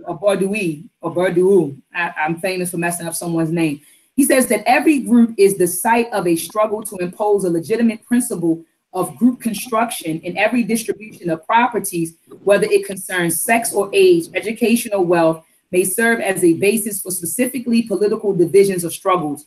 Indeed, any attempt to institute a new division, now hear this out, family, hear this out, listen to this. Indeed, any attempt to institute a new division must reckon with the resistance of those who occupying a dominant position in the space thus divided, have an interest in perpetuating the doxic or the conventional accepted orthodox relation to the social world, which lends to the acceptance of established divisions as natural, or to their symbolic denial through the affirmation of higher unity, national, familiar, etc. In other words, dominant individuals, i.e., whites, Europeans, i.e., so in other words, dominant individuals favor this consensus, a fundamental agreement concerning the meaning or sense of the social world, thus converted into doxic natural world, which is based on agreement concerning the principles of division. So he's saying that dominated individuals, right, they have accepted, not even accepted yet, they have this acceptance of the established division. So, you know, it's almost like, for example, when you look at the black and white dynamic in America, we've almost accepted an inferior state of existence as natural. Like this is just the natural order of things. And even whites who are in a better position than us, they look at this too as like the natural, this is like the natural social order. This is just the natural way of life. And so Dr. Amos Wilson is saying, look now, when you know, any attempt, he said, to institute a new division, he said must reckon with the resistance of those who are occupying a dominant position in the space thus divided, have an interest in perpetuating, right, this natural way of life, this natural social order, right? So then he goes on to say that the dominated individuals make common cause with discourse and consciousness, indeed with science, since they cannot constitute themselves as a separate group, mobilize themselves or mobilize their potential power unless they question the categories of perception of social order, which being the product of that order, inclined them to recognize that order and thus submit to it. So he's saying right here, let's question the categories of perception of the social order, right? Which being the product of that order, inclined them to recognize that order and thus submit to it. So we got to question the perception of this social order, right? In order to even change it. So Dr. Amos Wilson closes. Do you guys want to finish this out? This is like the last page. And This is the last page. Do you want me to just kill this? I only have the last paragraph highlighted. But Well, if you guys want to read yeah, through the page, at least talk about the money. Are you talking about 554, right? yes, 554. I had the bottom. Go ahead, T. Go ahead. You expound on what you want to expound on, brother. But this is the last page. All right, 554 family. One thing I found important was this spoke to me about cooperative economics. When you look at saying that 1/20th is being spent on Black business, and one of the things that I wanted to stress is that 1/20th, that basically like saying we just spend like 5 cents on every dollar into a Black business. And Dr. Maat said earlier this week on a broadcast that if we look around our house to see where we spend our money, we see who we giving our money to. And even down to the toothbrush, the toothpaste, the toilet tissue, the laundry detergent, the trash bags, we have to find in our resources to make sure that we are spending that with Black business. That's right. Barbara Wilson on 554, he tells us if we just spend 5 to 10 cents per dollar, the business receipts will increase by approximately 15 billion to total approximately 35 billion. If increased to 15 cents to every dollar, the total receipts would be 60 billion. If we did 20 cents, it would be 75 billion. 25 cents, 90 billion. 30 cents to every dollar, it'd be 105 billion, and so on. The actual business receipts would, in each case, actually be significantly larger due to the multiplier effect, where the increase in income enables the enterprise to make more money through additional investment and thereby to enhance their wealth and holdings. So, in other words, he states here, invest in Black business. That's right. So, I mean, that's right. Just look into it. And so it makes perfect sense. And it kind of rang true because she made me look around my house. And I've had to put my order, throw my Sherman away and buy my Freedom toilet paper. I have to throw my Oral-B away and buy my Coral toothbrush.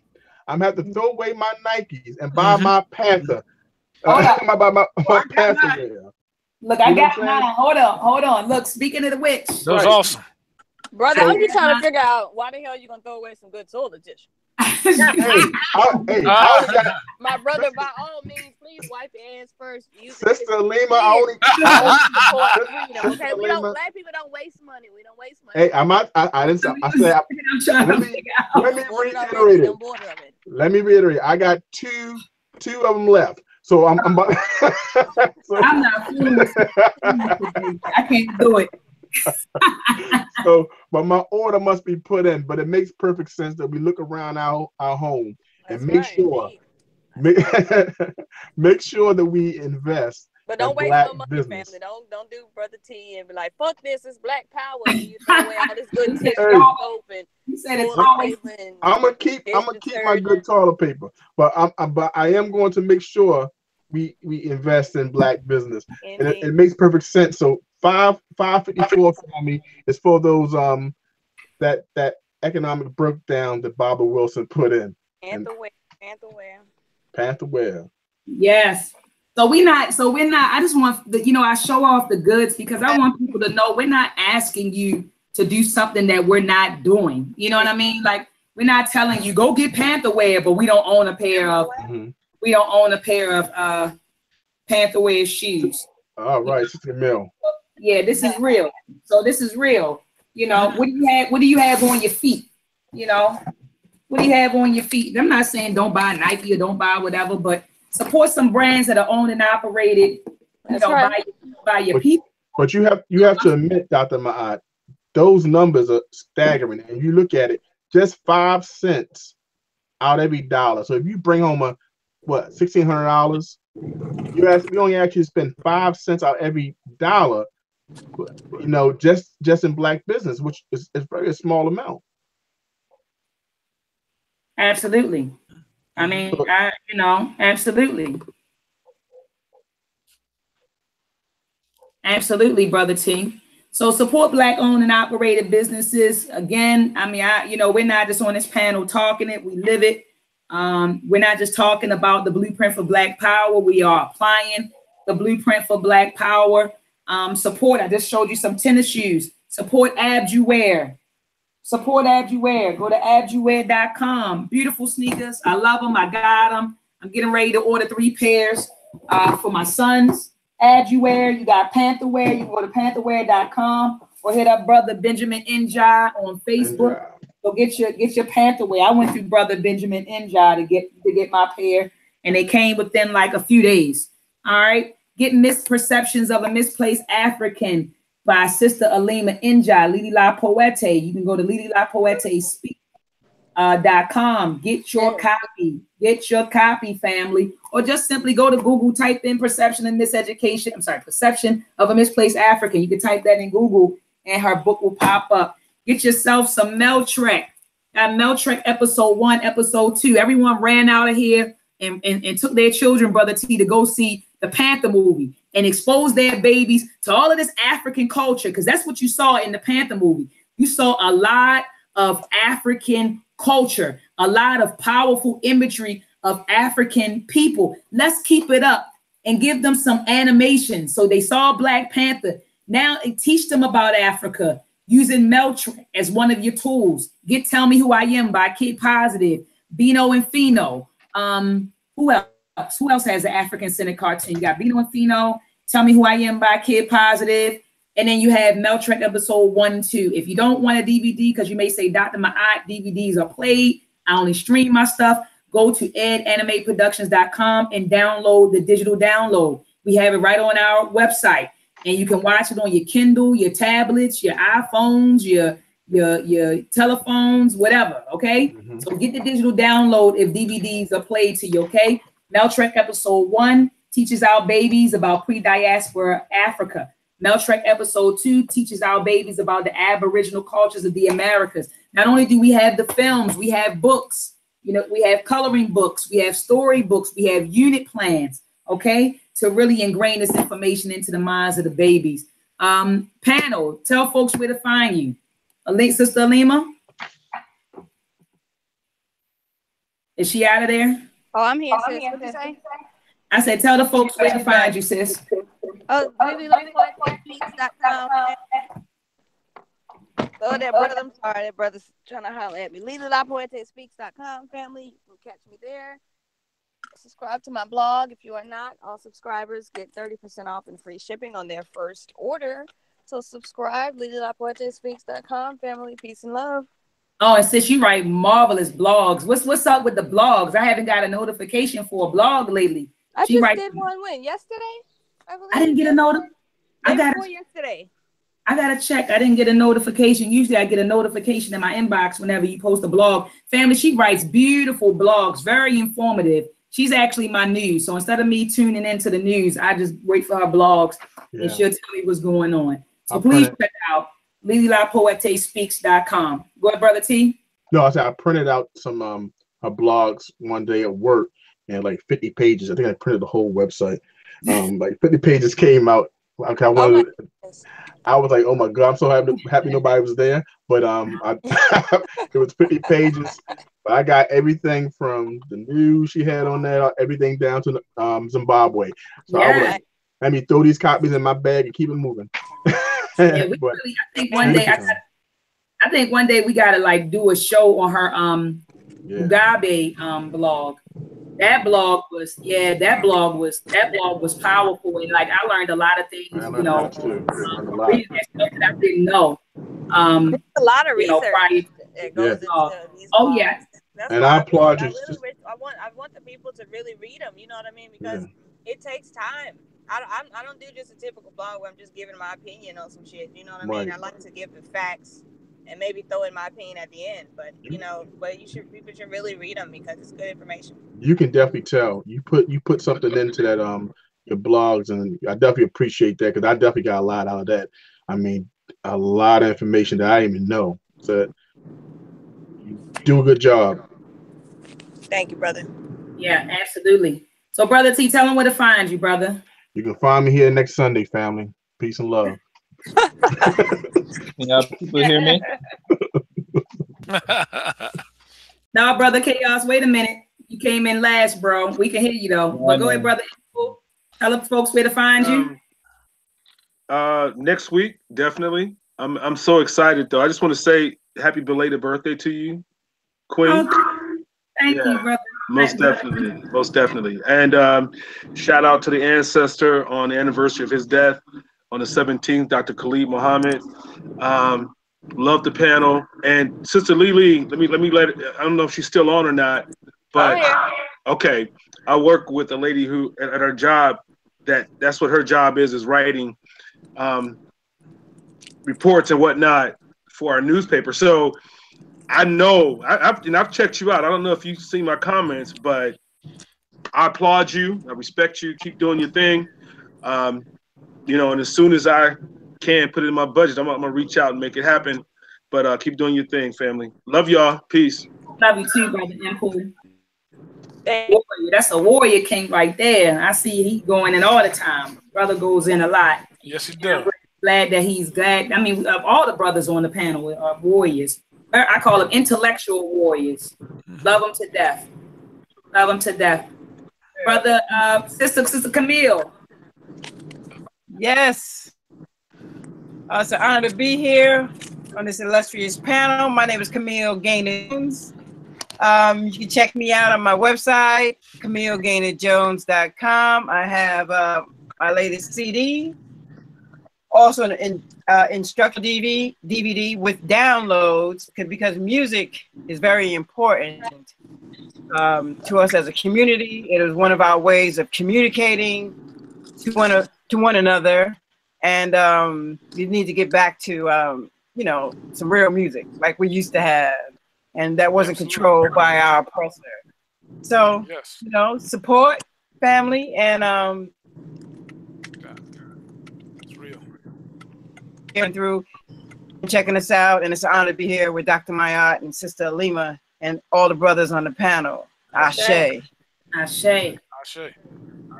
Excuse me, I just wanted to interject because the panel was not here earlier, and Dr. Maat has an announcement to make. Isn't that right, sis? Panel. Don't tell us you get married. Wait, let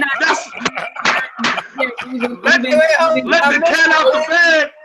Look, my old dude said I need to hurry up, basically. But I am not Oya. My Risha is not Oya. It's Obatala. Wow. Oh, you got okay. So I've been saying Dr. Oya. See, that's what happens when you don't know what you're doing and you just start naming yourself, right? Mm-hmm. You just look up stuff and you say, oh, these are the characteristics. I like this name. Okay, I'm going with this. And then when so I didn't know. I did it out of ignorance, and I didn't know. And so I said, oh yeah, I really love the characteristics of Oya. And come to find out, Oya is not my Orisha. My Orisha is a Batala. But I'm not gonna change it. I mean, I could, but I spoke to Sister Alima and her husband, and they were just like, people know you as Dr. Oya. Just keep it. It is what it is. Like you know what your Orisha is, and But Sister Alima, I feel kind of funny because like when I get my Eleke and I start rocking my Eleke, and you see me with these white beads, and those who know are gonna be like a Batala, but yet she's calling herself Dr. Oya. You get what I'm saying, Sister Alima? Yep. So a part of me is like, you still Dr. that might just, Oya. I just might start using my government name, just Dr. Deanna Bailey. Just keep using that, and then just hit him with the switch again. At least Sister Alima? Letter. It is a letter O. Got one letter right. Oh wow! Hey, so sis, how do I get over? Okay, sis. The O hook me up. Just say it's transformation. It's transformation, and now this is who I am. Start anew. Yeah. It's absolutely. I had to. I probably had to rebrand because I'm telling you, when I I'm gonna dig into it, and when I start. What is Obatala's nature? Obatala is really, the developer or the creator of now tell me if I'm right, Sister Alima. Oludamare sent Obatala to develop or to create human beings. Correct. So Okay. Obatala is like the developer of human beings, and really is about accountability and character. No. Oludamare is the creator. Oludamare is the creator. Oludamare sent Obatala to create the human beings, right? No. Obatala is the oldest Orisha. Oh, so I got it backwards.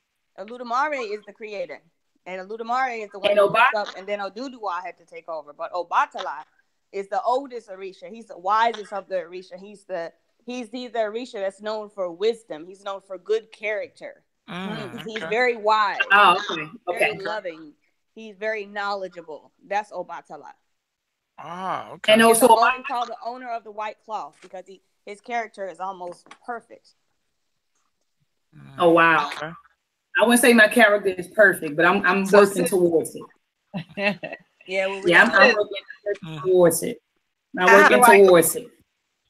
How do I get an Orisha? Who's gonna bless me with one? You gotta get a reading. You gotta get a divination done. Oh, who I gotta see? Babalawo. Sis, hit me up. Yep, she got you, Sister Lima. I mean, when I went to Cote d'Ivoire, they baptized me and gave me an African name, but wow. Yeah, it was a powerful ceremony. Everybody there cried, man. You're talking about Obatala molded humans. You're talking about he molded the humans. Yes, molded humans, not creating. So Oludamare is the creator, of everything or whatever. But so Obatala was given the task to mold the humans from clay on the earth. And then remember, I told you he got drunk, and then they said that's where some of the people with disabilities come from. Oh, okay. Right. So molder of human beings, not creator. Right, so they say molder of human, the shaper of character. You know what I mean? Got you. Okay, the molder of human beings, the shaper. But Sister Alima, when I thought about it, it made sense because you know that I'm an educator. That's what I do for a living. That's right. And so that made sense when you said the molder of human beings, the shaper of characters. That's right. Like that made perfect sense. That's right. That made perfect sense. That's awesome. I got mine written down. The Impu was a healer. I had Sister Camille. I had a sister from Ethiopia. I sat down and had my reading done with her, and she hooked me up with that. And I found out, and I was like, what was my passion? Even in Christendom, I was always encouraged to like inspire people, motivate people, heal people mentally, emotionally, and whatnot. And that's what Impu was. He was a healer. He was a restorer. And so, like Dr. Kambone said, look, us here in the in this Western world, we got every right to claim, as long as it's lining up with your passion and what your character is, to claim everything that's going on in Africa, ancient Africa anyway. So, boom, there we go. But I do agree, Dr. Maat. We do develop, we grow. So there's other characteristics that you can adopt as we grow and become knowledgeable of who we are. No doubt. But on the side note, Brother Impu, where did you get that shirt from? I love that shirt. Yeah, it is a nice shirt. Oh, I got a couple of them. I'm gonna have to go on a business show. I gotta get a couple compliments on these. I love it. Yeah, I love that shirt. That shirt is hot. Yeah, I love. You made the shirt? No. But I'm saying I should have to. I'm gonna have to do that. Sure. I have the capabilities to do that, but it's not mine. Brother Travis, tell them where to find you, Brother Travis. Powerful family tonight. Powerful lecture tonight, brothers and sisters. I'm from Detroit, Brother Travis, Shimsu Netter out of Detroit. You can reach me at Shimsu Netter. Again, family, this is just an amazing group. It keeps you growing and expanding. I can't wait till you build on, so we can build next week, Dr. Maat. When you see that white boy crush, brother, I can't wait till we can build on that next week. See, we were talking about in the group before we got over to your group here in the other room, that he didn't do his homework. So you can tell that, when it came to the deep information, he wasn't doing his reading. He was one of the ones he got the basic understanding with Dr. Frances Cress Welsing, because in 1974 she debated the same type of rhetoric with a white supremacist with all that bell curve stuff, and she crushed him because, again, like she has the intellectual discipline. Before she went into some type of debate with somebody like that, you have to, like we were talking about, you have to have the intellectual discipline. Malcolm had it. James Baldwin had it. He went in there without discipline, and that white boy gave him that work. Mm-hmm. And then, so the white supremacist, you saying he gave Tariq that work, like that work. He gave him that work. He was a mumbling Sambo. Oh my goodness. Yep. Oh, yep. I just, in my opinion, and no shade, but I just never viewed him as like an intellectual person. And he's not. You know what I mean? Just because he has the money or he had the backing and the connects to produce good works. Those people came to the table with their own set of intellectual skills. That he contributed nothing to. He's just a face, as far as I'm concerned. Like, he's just way above his head. He should have let Polite do that or something. Hey, Brother Simshu, did she just not confirm what we talked about earlier? Exactly. And see, this guy is no joke. He is a Harvard graduate in philosophy. He has his master's, and I think he has a PhD. He's traveled the world debating this topic. You know what I mean? So, he has a lot of content because since the 60s and 70s, he's been debating this topic. So he has all that content on Tariq. No, Polite wouldn't have been able to deal with that heavyweight. You got to get somebody who's researched. You know what I mean? You need Dr. Maat. Lean up there. Yeah. No, we're brother Asar up there. Yeah, brother Asar. Or Dr. Maat, like that. Put your brother Black Panther on there. Yeah, brother. Yeah, see, I gotta check it out. He went into an arena where he didn't do his homework. Yeah, that's why he got caught. He thought he was taught in Fox News or something. He wasn't ready. He knew who he was. What was the actual topic? Like, give me the debate topic. Like, what was the debate question or topic? White supremacy. White supremacy. There you go. He basically tried to say, he just tried to use Neely Fuller's work, and he used it incorrectly. That's right. No historical context. It was embarrassing. When you say white supremacy, does white supremacy exist? Like, I'm just trying to think, what was the actual? Does the white supremacy exist? And does white supremacy control everything? That was the argument. And all the guy did is ask him 3 questions. And Tariq was bumbling like a second grader working on a college test. That's what it was. It was that bad. And I was rooting for him for a second until he kept on saying white supremacy. When he said Alkaline Nose, that's when I zoned out. Alkaline Nose. The guy said, "So you said Alkaline Nose? Interesting." He's I know he would have said, "What was the pH?" You know what I'm saying? So it's like, and when he said that, he says, "Yes, Alkaline Nose," and because you formed in your lips, and I was like, you know what? It's done. I'm done. It's done. I said, did he have an acidic nature? What made him say Alkaline Nose? So I said, you know what? What's the pH balance of our snot? Of our snot? He wasn't. He's not on that level. And I can tell that he watched a lot of videos, but he don't do a lot of reading. No, he sound like young Pharaoh. What's that guy talking about? Tariq? Right. Did he win a debate? Yeah. Did he win a debate? Yeah. Yeah, he won it in his mind. Let him tell it. He won. Go ahead and close it on out. We can continue with this afterwards. Okay. Oh yeah, I will go ahead and but we're gonna get off. I was gonna play my girl sister. I was gonna play my sister. Who is that talking? I don't know. Something going on in the background. Okay. Peace, brother Chaos. I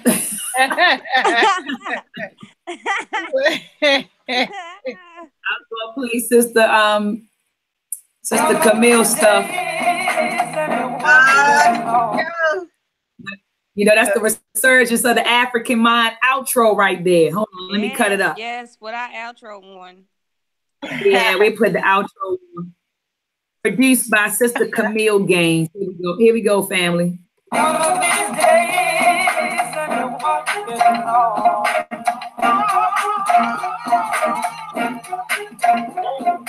Resurgence of the African mind.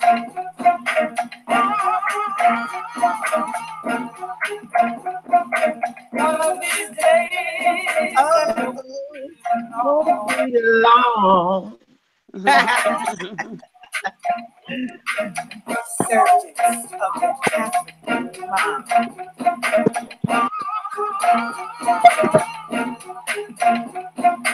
One of these days, and it won't be long.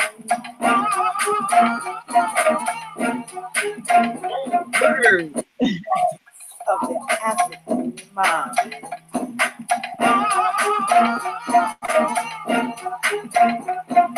One of these days, and it won't be long.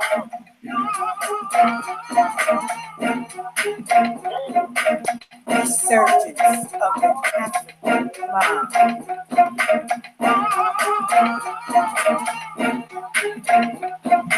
One of these days, and it won't be long.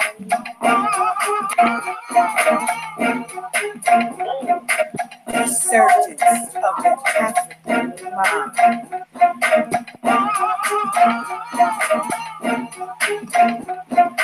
One of these days, and it won't be long. Yeah, that's nice. Nice. Nice. Yes, indeed. One of these days long.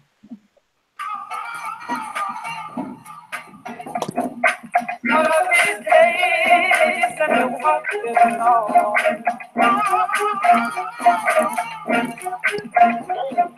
Resurgence of the African mind.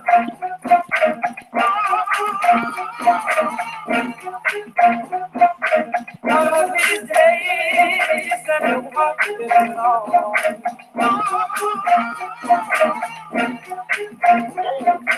Resurgence of the African mind.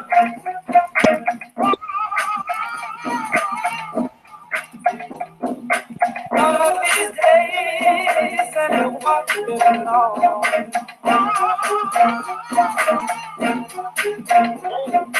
Resurgence of the African mind.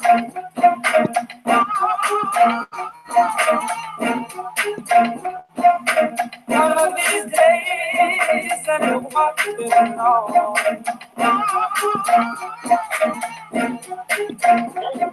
Resurgence of the African mind.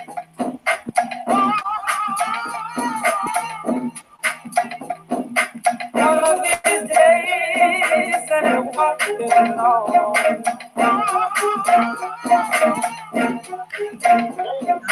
Resurgence of the African mind.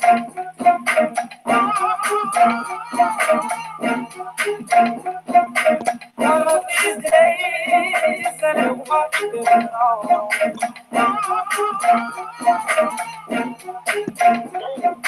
Resurgence of the African mind.